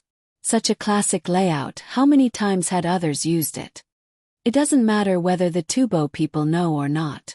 What I am saying is whether they really have such a plan. The military staff retorted.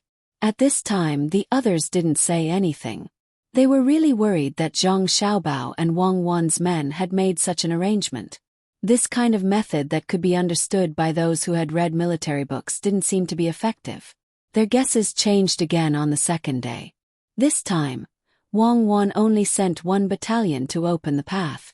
Out of the 10 battalions, 5 battalions were carrying the other 5 battalions.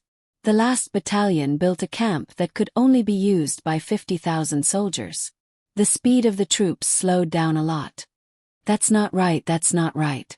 They should be reducing the camp. Why is there more camp? Oh, I know, they're trying to scare the Tubo people and make them think that there are too many people here. Guo said to the other generals after he found some information that he thought was possible in the military books that he had read. No one could agree with his thoughts. The military staff retorted, "If that's the case, why did they ask people to carry people? Don't tell me they have nothing else to do." The other generals nodded. They really couldn't think of anything. It seemed that Zhang Xiaobao and Wang Wan's methods were a little strange. On the third day it was still 50,000 people carrying 50,000 people. The people who opened the path in front and the people who built the camp at the back didn't change. The people who were carrying each other changed back and forth. Today they were building a camp for 70,000 people. Thus, Guo and the others who were under house arrest found new things to do and continued to research. They didn't have time to think about how to cause trouble. Zhang Xiaobao brought 32 people and gathered more than 300 people today. After giving them some food, he asked them to speed up and meet up with the main group in front. Zhang Xiaobao was in charge of bringing up the rear. The 33 people didn't go to the back to welcome them. They just spread out horizontally and waited. If they met someone, they would help. If they didn't, they could only blame the other party's bad luck. Huzi had been following Zhang Xiaobao. One was to listen to orders, and the other was to protect Zhang Xiaobao. Even though he knew that if it was a life and death battle, he didn't have the slightest confidence in killing the young master. It was more likely that he would be killed by the young master. He still had to protect the young master. Whether the young master was powerful or not had nothing to do with whether he protected him. Zhang Xiaobao crouched in the underbrush, wearing a pair of tactical gloves, the kind that exposed part of the fingers in front of the gloves. After killing an inch-long bug that was about to crawl up his neck, he didn't even look at what kind of bug it was. He said to Huzi, "There's still 2 hours left. Once the time is up, retreat." "Understood, young master. Can you make arrangements for the young lady?" Huzi agreed, but he was very worried. In the past, he had always listened to the young master's orders. He felt that the young master was more powerful than the young lady. He didn't know why the young master gave the command to the young lady on the battlefield, and he seemed to trust her very much. How could Zhang Xiaobao not know what Huzi was thinking? He made a smiling expression and said, "Don't doubt Cuckoo. If she can't do it well, then no one can do it well in my heart." Your tactics were all taught by Cuckoo. I can only teach you psychology. If I were to fight with someone like Cuckoo, I could beat 2 of them. But if I and Cuckoo were to fight 1,000 people each, she could beat 3 of us by herself. Do you understand? Understand. Young master is more powerful in normal times. When it comes to war, the young lady is in the leading position. Huzi remembered the situation when he was learning tactics from the young lady, so he nodded and said, it wasn't Huzi's fault. He really hadn't seen the young lady commanding people in battle, and he didn't know to what extent the young lady's art of war was. He also didn't understand what was a major, so how could he know the level of people who had skipped grades and graduated from the Central Military Command Academy in 2100? Zhang Xiaobao said to wait for 2 hours, so he waited for 2 hours. During this time he found 25 people. When the time was up, Zhang Xiaobao ordered without hesitation, retreat, full speed ahead.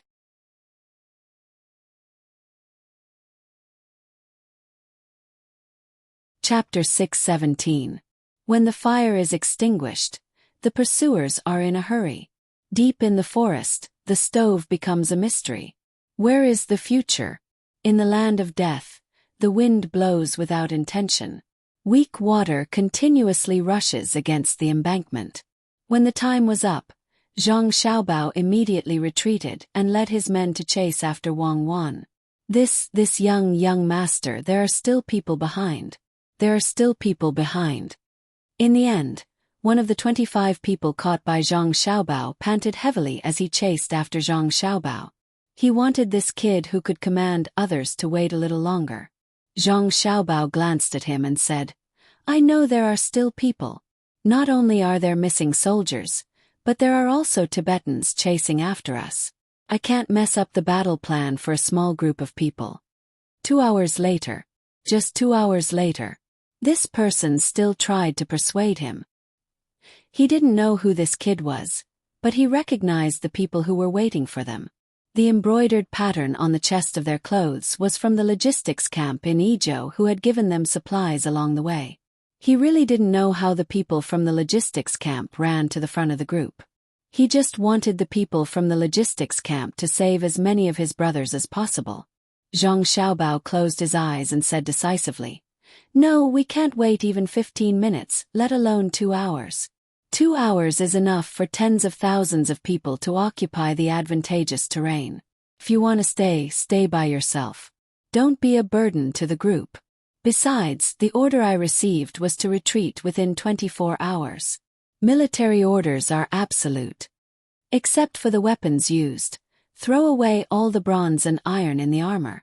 The first 5 camps will spread out to hunt and collect animal hides. The 6th to 11th camps will take turns to carry them. The 12th camp will collect the materials to start the fire. Start the operation. Wang Wan looked up at the sky and gave the order to the messenger. The orders were immediately carried out. Guotu and the others also understood the content of the orders. They had been trying to guess what the logistics camp was thinking, but they found themselves even more confused. Logically speaking, at this time, they should think of a way to escape to a place where the Tibetans couldn't find them and then look for opportunities to do other things. Not only was it slow to carry another person on his back, it would also drain their energy. By the time the Tubo people caught up with them, they would have lost their chance to escape. Furthermore, they were getting further and further away from Jinchuan City. If they didn't go and fight, even if they failed this time, they should still escape to Pengzhou. The most infuriating thing was that they were ordered to throw away all of the armors. As long as there was copper or iron, they were not allowed to leave anything behind. How were they supposed to fight if they encountered the enemy? Money, it was all money. Before this, it wasn't from Wing Province.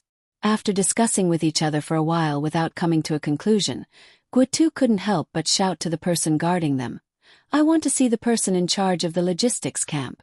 I have urgent matters to discuss.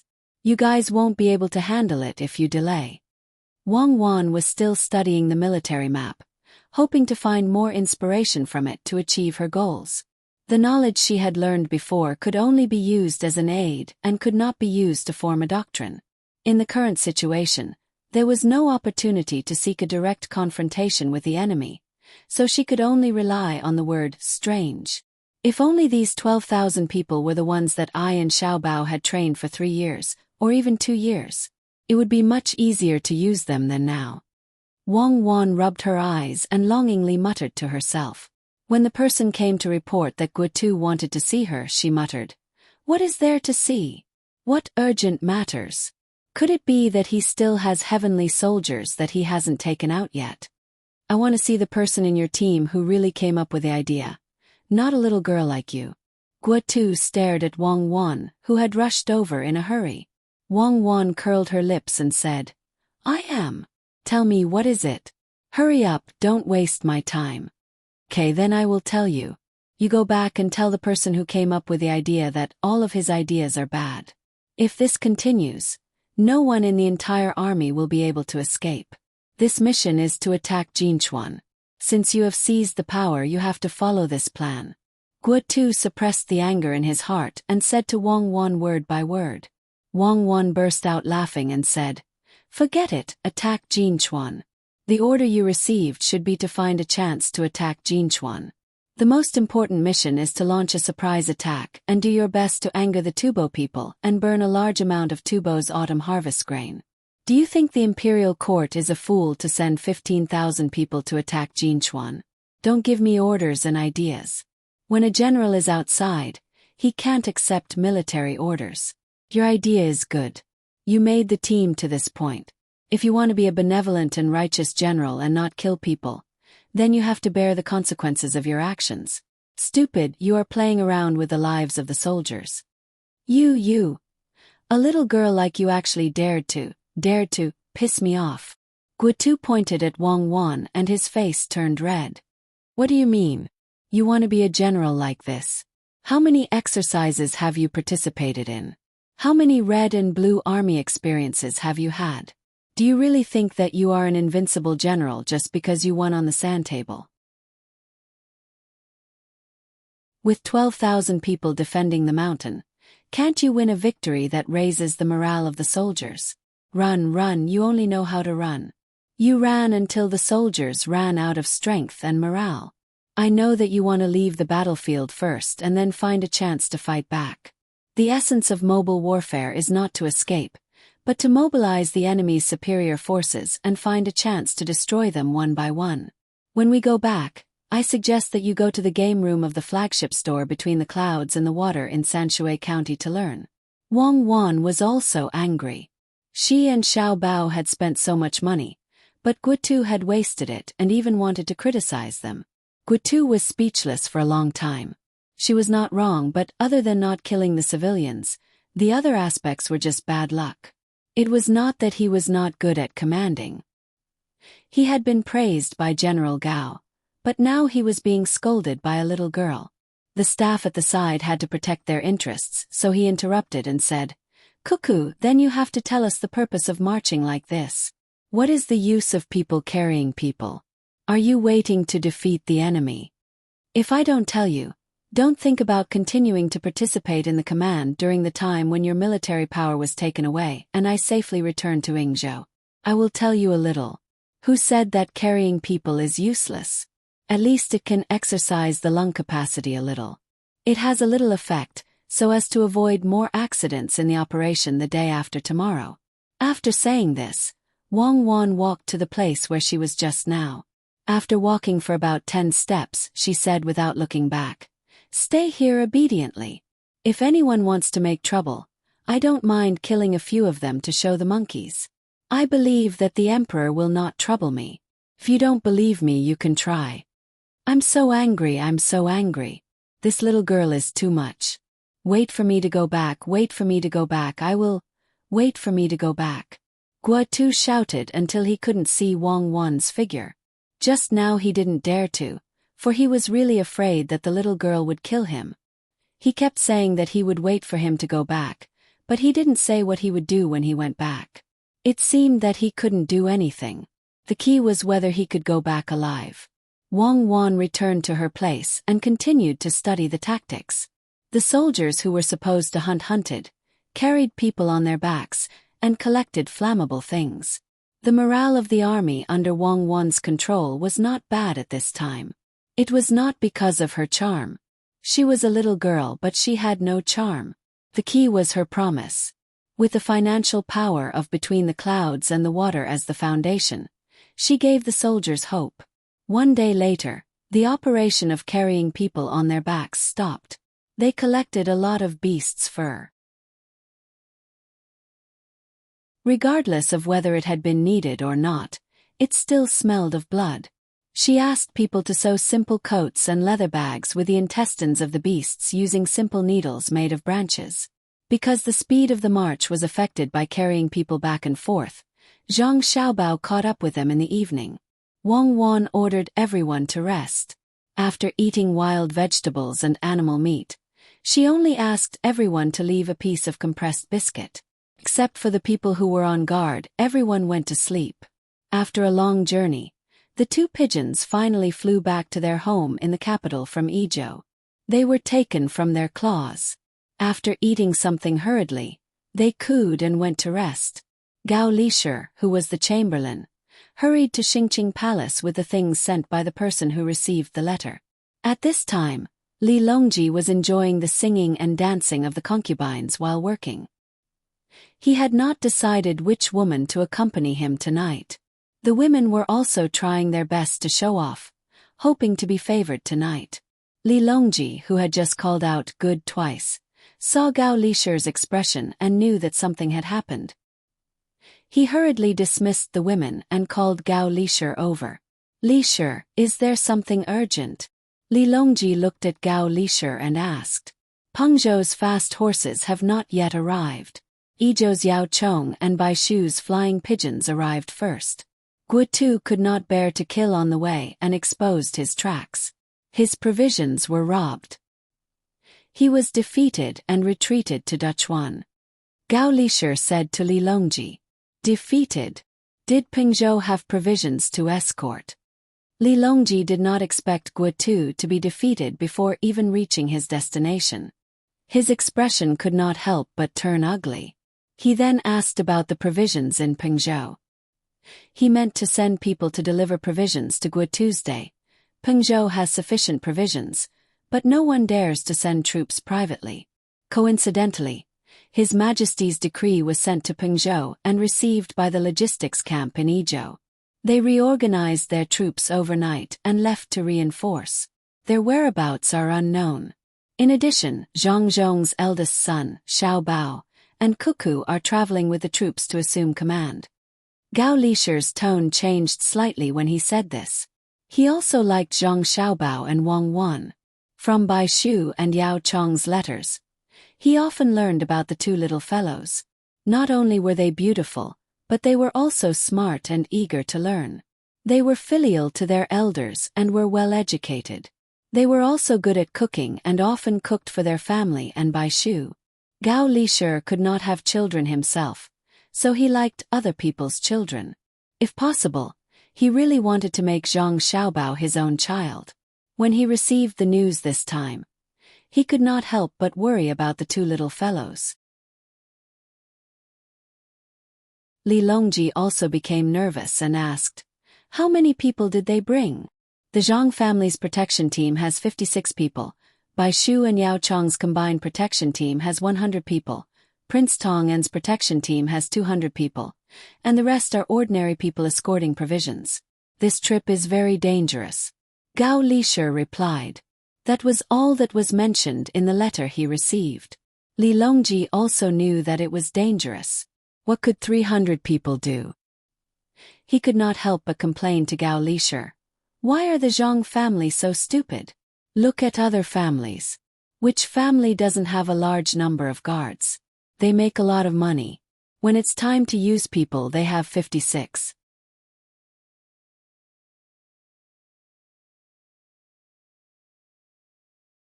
Chapter 618. Li Longji's plan was to first send troops over to launch a surprise attack, and then burn a portion of the grain that was about to be harvested in autumn. Tubo requested peace every year and attacked the borders every year. When they requested peace, they actually used the attitude of a victorious country. Naturally, they wouldn't allow Great Tang to give them anything. Taking advantage of the fact that the Zhang family was able to popularize the seeds in Great Tang and had the method of hatching chicks and thermometers, they would be able to produce a lot of grain next year.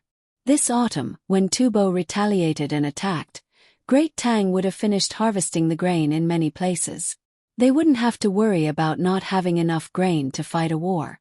Using the method of fighting a big war to make the people of Great Tang work hard to support the borders. The method of support was to learn how to plant seeds and use war to stimulate that thing called domestic demand and promote the development of productivity.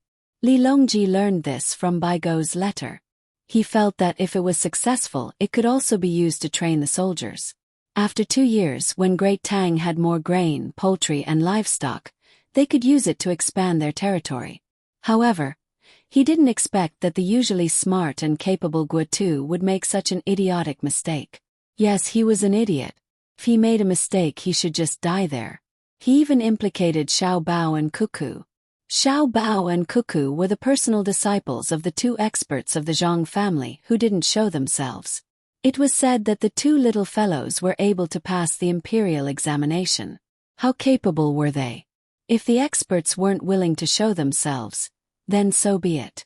Wouldn't it be fine if the 2 little fellows learned their skills? The 2 little fellows couldn't possibly hide and not show themselves, right? Regardless of whether it was for their own use or for their children or grandchildren, it would be fine. Now that the 2 little fellows had come out of seclusion and brought more than 300 people who could fight, would they be able to come back alive? If they were really unlucky, where could they find 2 such people? Who knew how long the experts of the Zhang family could live? More importantly, the 4 children of the Zhang family were indeed stronger than ordinary people, but they were far inferior to Xiao Bao and Cuckoo. The more Li Longji thought about it, the more fearful and angry he became. He had even told the Zhang family to visit Xiao Bao and Cuckoo when they returned to the capital after finishing their business in Izhou. Now that their lives were at stake if it was possible, he really wanted to bite Guotu to death. Let the 2 children bear the consequences of their own actions. Of course, Li Longji didn't want to talk about it, nor did he want to think about the fact that he had sent out a decree to give Zhang Zhong credit. He could only hope that Xiao Bao and Cuckoo, the 2 future talents, would return safely. When the time came, he would immediately send out a decree to ask Zhang Zhong to take good care of the 2 children and not let them run around. If something happened, would Zhang Zhong be able to take responsibility? Xiao Bao and Cuckoo weren't his own children. How could he wait for them to grow up and do more things like experts? Li Shi, go and call Song Jing, Zhang Shua, Zhang Jiuling, and the others who can discuss this matter. Let's see if there's anything we can do. Li Longji wasn't in the mood to let the concubines dance to liven things up. He had Gao Li Shi call for people to discuss this matter. Gao Li Shi hurriedly left. He was worried about Xiao Bao and Cuckoo.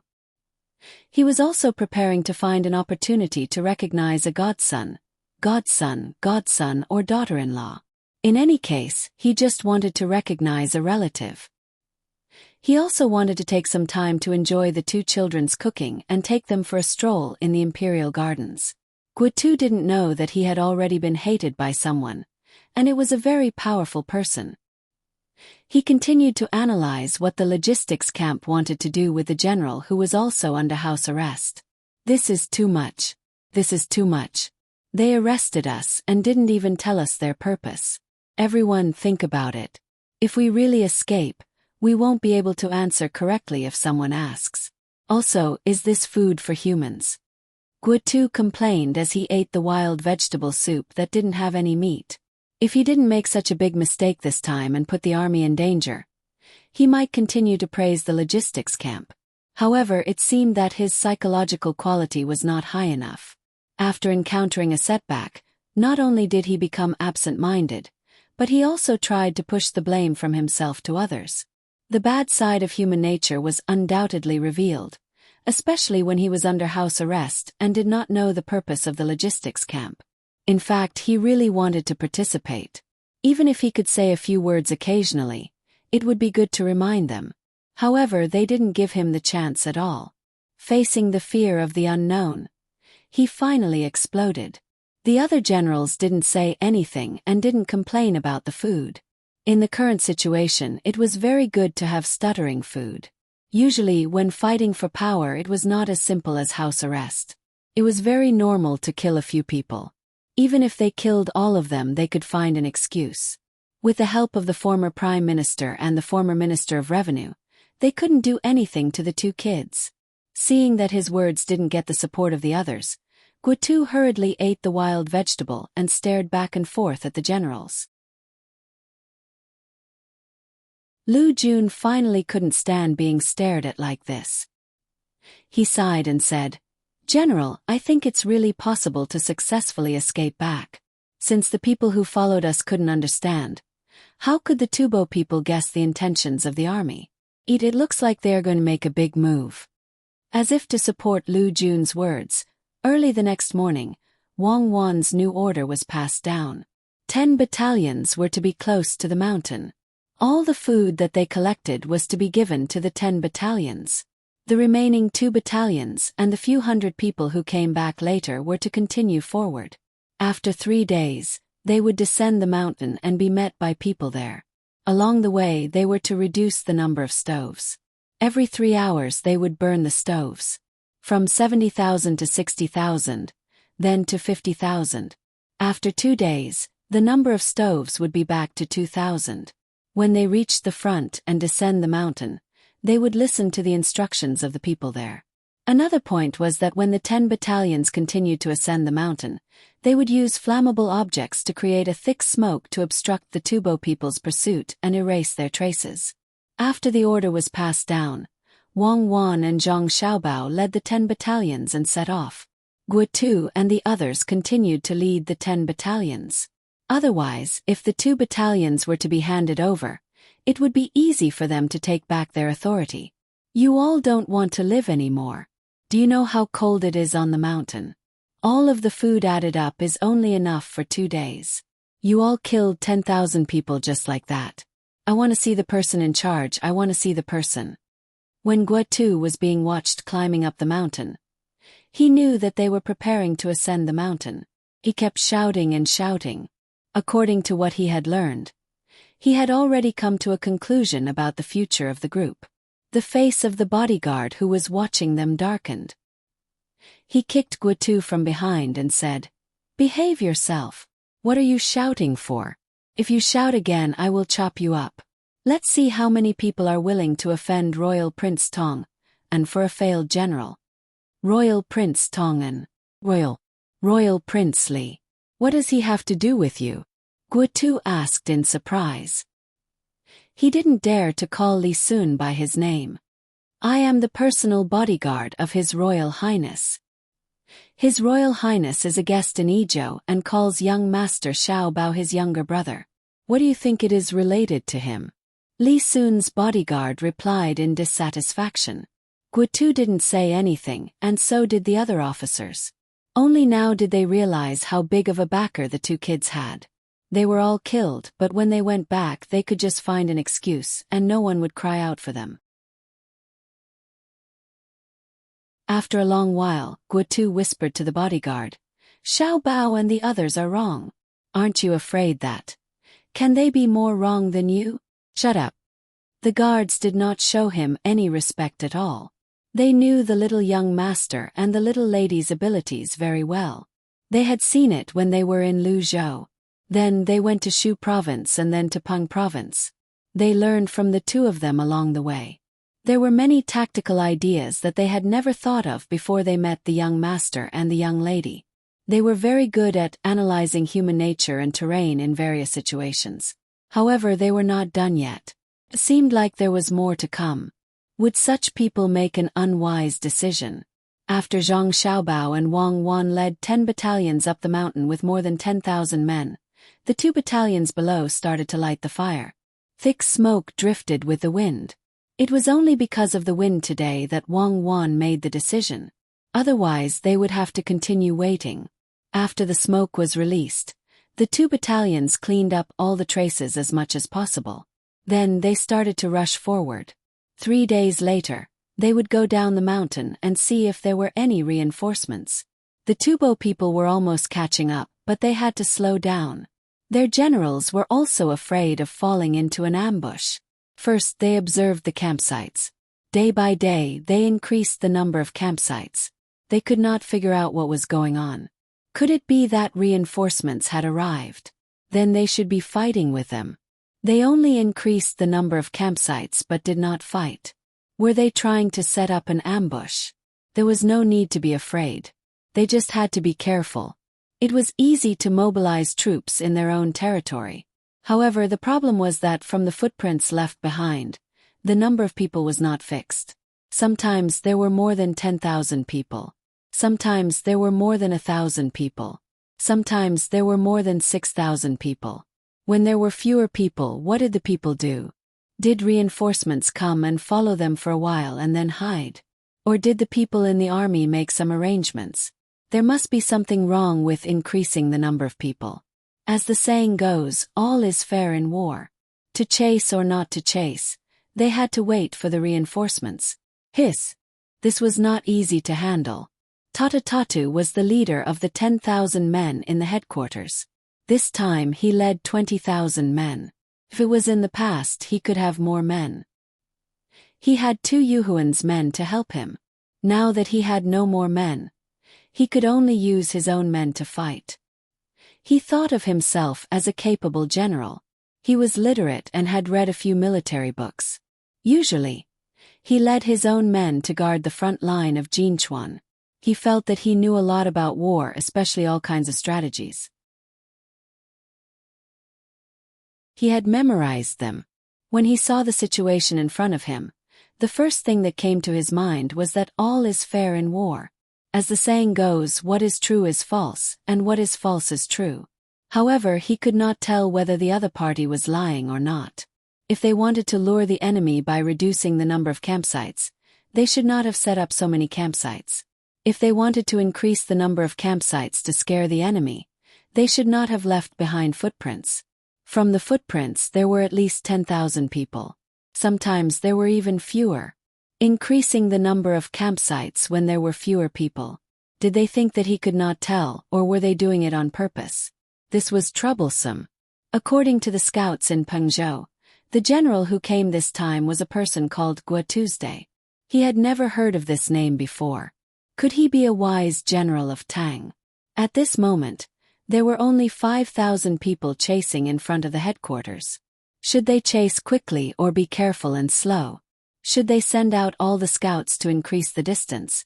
Or should they just charge forward without thinking?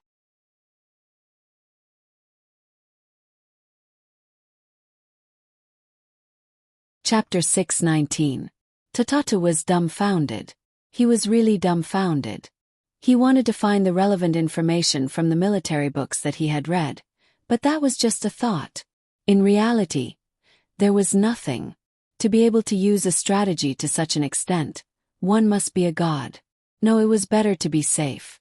Otherwise, even if the Tang Empire only had 10,000 people, it would be easy for something to happen when they were starving. Yes, it was better to be safe. Now that there was no need to be afraid of them running away, what else could they do if they followed slowly?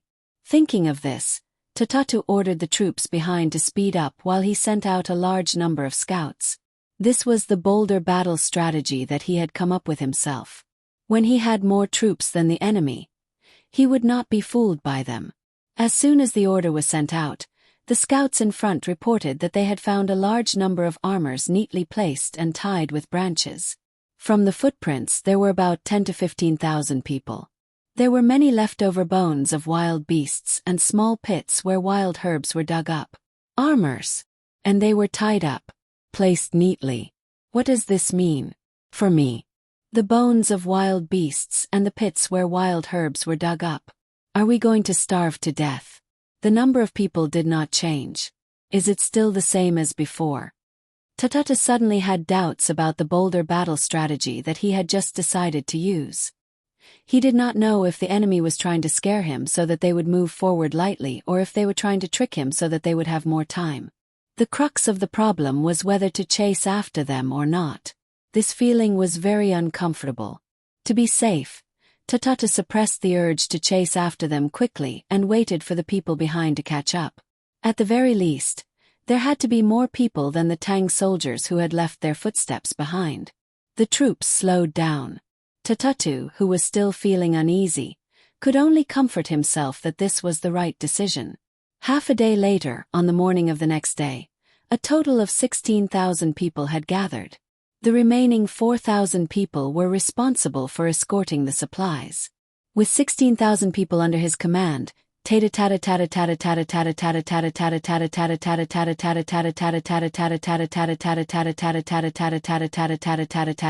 the way, he only caught more than 100 people who were originally in charge of escorting the provisions. They were all good slaves who could be exchanged for many things when they returned. However, he did not see the main force of the Tang army.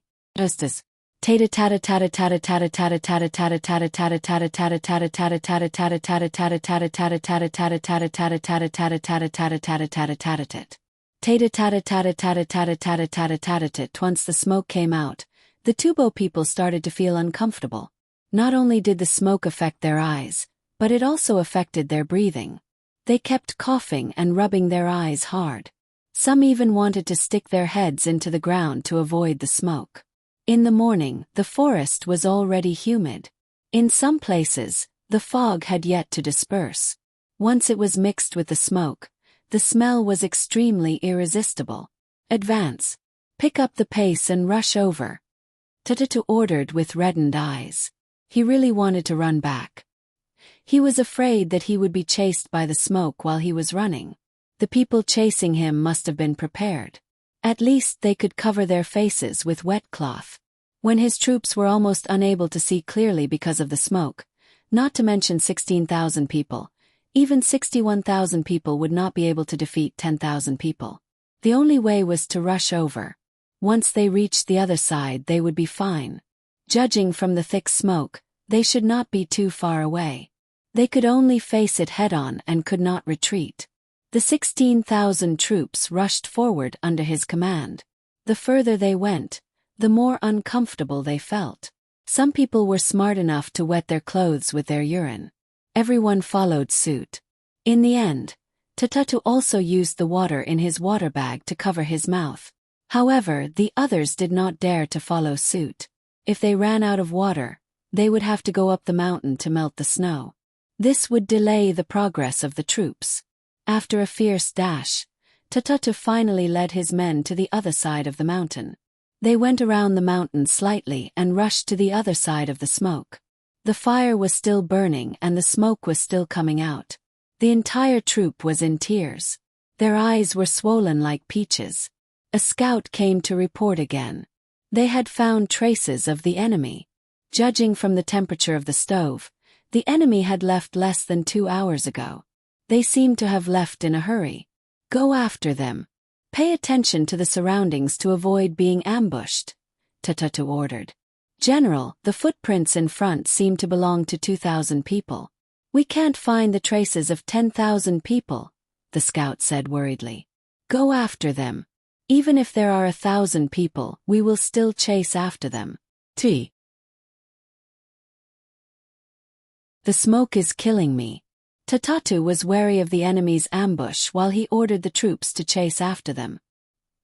He could see that the enemy was deliberately scaring him to increase the distance between them. The traces of 2,000 people were easy to explain. Along the way they had wasted a lot of time. The Tang army had already run far away. The people in front had left first, and the people behind to set up the smoke were left to clean up the traces. It seemed that this was the situation they had seen before. They did not know how far the main force of the Tang army had run. If they did not chase after them, they would wait for the next rain. By then there would be no traces left. They had been fooled. What was false was true, and what was true was false. It was useless here. The 16,000 people hurriedly chased after them. The 2,000 people in front were indeed tired. Fortunately, they had binoculars and could see the Tibetan troops in advance. They knew how to adjust their schedule. When the 16,000 Tibetans were chasing after the 2,000 people, There was a troop on top of the mountain moving in the opposite direction. They were advancing at full speed. The 252 people who came later each had a leather bag of liquor in their backpacks. They were not Zhang Xiaobao, who only needed to walk on the mountain. It was a standard equipment. Everyone took a small sip and held it in their mouths until they were numb from the spiciness. Then they swallowed it slowly. Less than half of them were wearing winter clothes that were made not long ago. The thick smell of blood had not dissipated. It was not comfortable to wear it. It was hard and made rustling sounds when it rubbed against their bodies. Zhang Xiaobao and Wang Wan did not have any blankets in their backpacks at this time. Those things took up too much space. It was okay to trick Li Sun, but it was not okay to do it for real. Xiaobao, you finally gave me a chance. The enemy's general is so stupid. He did not see through such a simple arrangement, Wang Wan said to Zhang Xiaobao, who was beside her as she followed the troops forward. Zhang Xiaobao did not know whether to nod or shake his head. Was the enemy stupid? He was not stupid, right? But he also did not expect that Wang Wan would make such an arrangement. Was this the tradition of the Red Army? Dashing around the enemy and dancing on the tip of the blade. There was only one feeling: excitement. Wang Wan could also guess what Zhang Xiaobao was thinking. She said, "Actually, I have no choice. If I was the one leading the troops from the beginning, I would not have done this. It is too dangerous. But a cornered dog will jump over the wall. When a person is cornered, what can they not do? Who said that our troops have to passively endure the enemy's attacks when we are on the mountain? This time I have to take the initiative to attack and mobilize the Tibetan troops. Most importantly, our morale is very low now. We need a symbolic victory to boost our morale." There was no need for Wang Wan to explain further. Zhang Xiaobao already knew who would win the battle. They would attack the Tubo's supply team, or the team that was coming from the back and preparing to meet up with the front. In any case, they would just attack any team that had fewer people than them. With the use of advanced weapons, they would be able to catch the enemy off guard. "Change your clothes." After running for a while, Wang Wan ordered the messenger. The people who were wearing winter clothes were to take off their clothes and give them to others to prevent non-combat casualties. Guotu and the other officers also ran. Li Sun's guards were watching them. If anything went wrong, they would be killed without question. In fact, there was no need for others to watch them. Guotu and the others were very clear about what the logistics camp wanted to do. They had used binoculars to see the Tibetan troops pass by below. At that time, they were so scared that they broke out in a cold sweat. But in the end, they were not discovered. The enemy's scouts were only a few dozen steps away from here. At that time, the people on their side were all lying on the ground, not daring to move at all. This was all thanks to the binoculars. Guotu looked at the binoculars in his hand and could not say anything against it. They had such a good thing, but they did not make full use of it. Look at the logistics camp, they used all of their resources. After advancing for another 2 hours, it was time for the troops to rest. Guotu and the other officers who usually practiced martial arts did not have anything to do. Every one of them was very energetic. The officer took a pair of binoculars and looked down. He said to the other officers, "This is the true use of the clairvoyance. We can see the enemy, but the enemy can't see us. We can react first. This is a good thing. I hope that the commanders of the 3 camps who were escorting the provisions have smashed the clairvoyance in their hands when they met with danger. Otherwise they would be condemned by history." The other officers nodded. Even Guotu did not refute. The clairvoyance was really too important. At this time, a battalion commander opened his mouth and said, "The clairvoyance seems to have been made by Provincial Governor Zhang, who was specially sent to gather provisions for us. Since it was made by him, he naturally knew when to use it. What I am thinking about now is not the clairvoyance, but the people in charge of the logistics camp. Impressive, really too impressive. From the moment they took over the army, they had already started to plan. I put myself in the perspective of the Tibetans. If I were to lead the Tibetans in pursuit, what would my judgment be when I see the situation in front of us? The result would be, The result would be that I would be stupid. Another battalion commander finished the sentence. When Guotu heard this, he also fell into deep thought. He thought of himself as the Tibetans in pursuit. In the end, he realized that he was also unable to judge what the Tang army wanted to do. If it was him, he would not know whether or not to continue advancing. He really could not think of how the logistics camp could have such a commander. He could not help but speak out his thoughts. If the logistics camp had such a commander, why would the imperial court send us here? They directly let the logistics camp be in charge of the provisions and command. It is better than us coming all the way here. Perhaps we would have already attacked the Tibetans.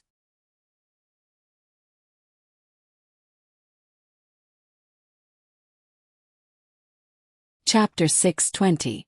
Snow and ice, hidden sharpness, close at hand, thousands of hidden soldiers, gritting their teeth to endure the cold. Take off their clothes, bare their chests, engage in close combat, bravely advance, unstoppable in their pursuit. Wang Wan did not expect that after the Tubo army went over, what followed was not the reserve soldiers who were there to reinforce the key points, but the grain escort team. If this was the case, she would be as stupid as Guotu's day. In fact, even Guotu knew that he had to fight now. 10,000 people against 4,000 people. If he did not dare to fight, then there was no need for him to lead an army. After discovering the Tubo people escorting the grain ahead of time, Wang Wan immediately started to make arrangements. Everyone drank the last bit of wine, took off their clothes and put them under their bodies. They lay on their stomachs and waited for the 4,000 people to come over. The people who took off their clothes were Guotu's original men. The people from the logistics camp were still wearing their clothes. They could not take them off as they would be the vanguard later. From the time the scouts discovered the 4,000 Tubo people until the Tubo people came, they waited for a full hour. In just 1 hour, more than 10,000 people lay on their stomachs, gritting their teeth and enduring the cold, all for the sake of launching a surprise attack. Listen to my orders, the logistics camp will attack first. The crossbowmen will follow and suppress them immediately. When the sword-spear team charges, the crossbowmen will attack and push forward. If we win, we will have everything. Get ready. Wang Wan passed down the order one by one. She nervously took out her musket and tried to take a deep breath. This could be said to be the first real battle she commanded in this era. She could only succeed. Failure was not an option. The Tubo people who were escorting the provisions were also very careful along the way. They knew that the ones who were most vulnerable to attack were their own troops. Along the way, they looked around vigilantly as if there were enemies everywhere. There were even some people who would shoot arrows at places where people might be hiding every once in a while, as if they were beating the grass to scare the snake. When the 4,000 people were about to reach the ambush site, a few people in the team shot their arrows at the mountain. The others missed, but one arrow pierced into the shoulder of a Tang soldier. Ugh! The soldier who was shot opened his mouth and bit his own arm.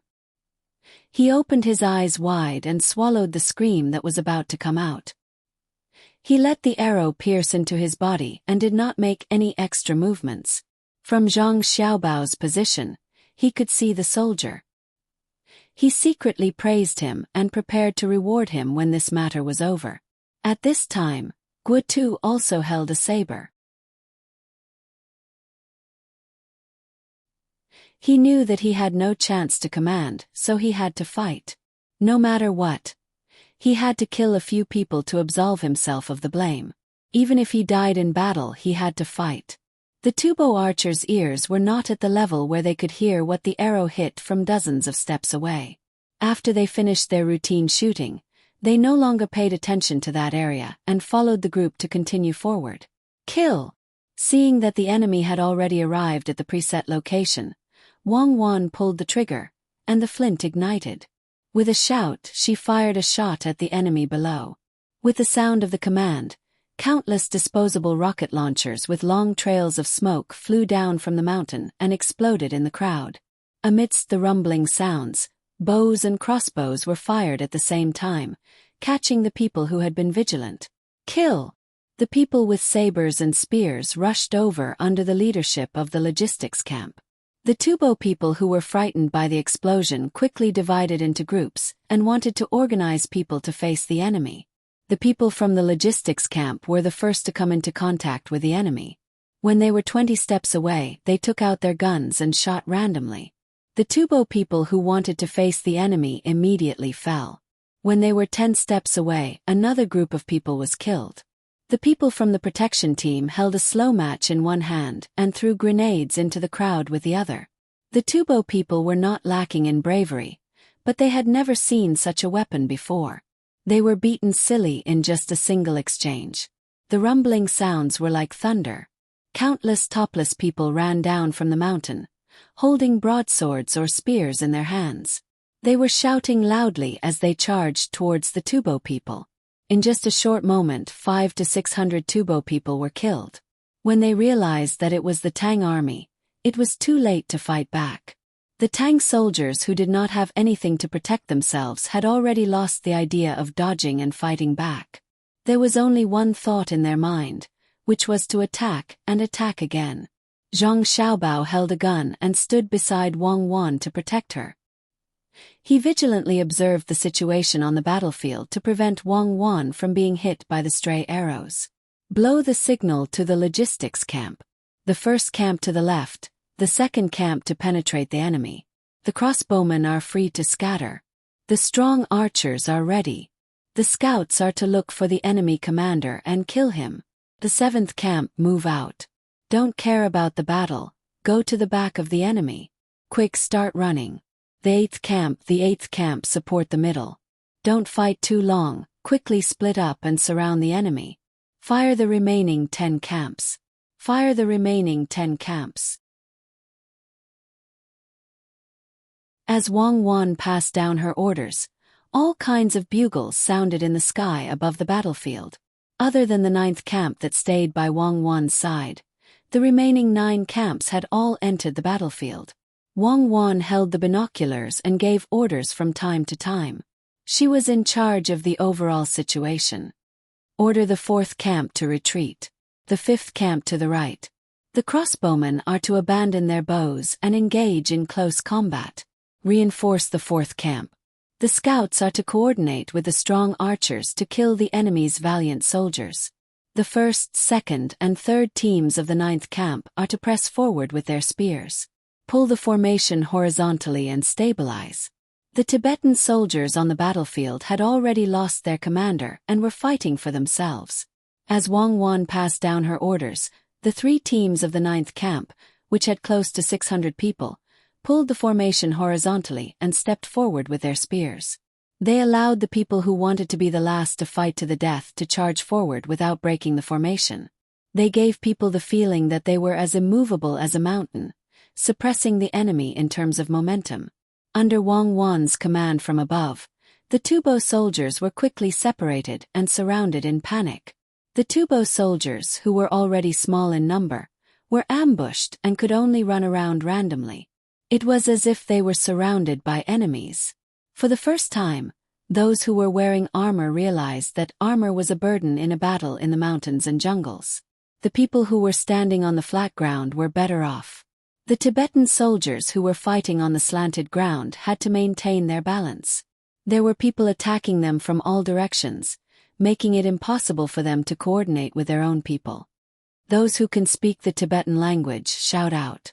Those who surrender will be spared.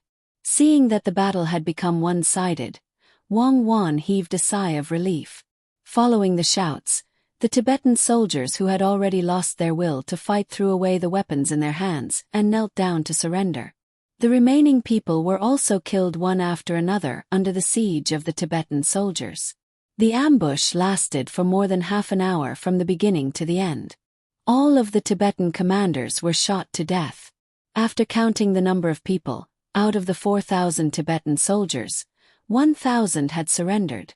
There were also more than 600 Tang soldiers who had sacrificed their precious lives and could not return to their homeland.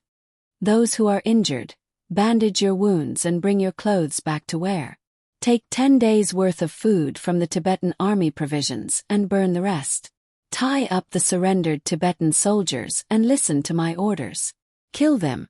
After the battle, Wang Wan began to prepare. When most of the things were done, he started to kill the 1,000 Tibetan soldiers who had surrendered. He did not take any prisoners. The Tibetan soldiers who knew their fate began to curse the Tang soldiers who did not keep their words. When they surrendered, they said that they would not kill them. In the end, they were unable to escape death. The Tang soldiers did not care about how the Tibetan soldiers scolded them. Once the military order was given, they swung their swords and chopped. They allowed the enemy's blood to spray on their bodies as they felt warm. Remember the names of the soldiers who died in the battle and retreat with me. It was impossible for Wang Wan to take the prisoners, let alone the corpses of the dead soldiers. He could only leave them on the mountain and become food for the wild beasts or the target of the Tibetan soldiers to vent their anger on. The soldiers in the army that had less than 10,000 people put on their clothes and took 10 days' worth of food before disappearing into the mountain. They only left behind a ground full of blood and corpses, as well as thick smoke from the burning of the provisions. The soldiers who were tired from winning the battle retreated at lightning speed. They were willing to obey Wang Wan's orders from the bottom of their hearts. Whoever could lead them to victory would be able to gain their respect. Guotu and the other officers were also watched as they moved with the army. They were quite lucky as none of them died. They even killed quite a number of Tibetan soldiers. This might have something to do with their usual practice of martial arts. Guotu might have made a mistake in his previous command, but his fighting skills were not weak. He alone killed 6 Tibetan soldiers. His sword was broken and his body was covered in blood. He did not know who stabbed him on the right side of his chest. The tip of the spear went in by more than an inch. He casually bandaged the wound and did not complain even when the blood soaked the bandage. He was very quiet as he moved with the army. Occasionally, he would look at Zhang Xiaobao and Wang Wan with a different gaze. Some of the officers finally knew that the real commander of the logistics camp was the little girl, Wang Wan. All the orders came from her mouth. The evaluation they gave her in their hearts was that she was ruthless, decisive, and flawless in her command. Her grasp of the situation on the battlefield had reached an unbelievable level. When the battle was at its most chaotic, she was actually able to command the troops in groups. Each group in the reinforced camp had close to 200 people, and each group had 4 groups. In other words, this little girl was able to command a small group of 50 people to attack, defend, divide, weave, cover, and surround. She was able to make countless soldiers in groups work together on the battlefield. The sound of horns, drums, and the constantly changing flags never stopped during the battle just now. When the officers were frightened by Wang Wan, they could not help but think, where did this little girl come from? Who taught her? To be able to command a group of 10,000 people to such a level, normal people would not even dare to think about it. Wang Wan did not feel any sense of accomplishment. What was the point of commanding troops in groups? Powerful people were able to command troops in groups. On the battlefield, the strength of every group would be unearthed. A group had close to 50 people, but a group only had a few people. You're tuning in to the Whispers of Romance YouTube channel. Don't forget to subscribe and join us on this journey to catch the most captivating stories.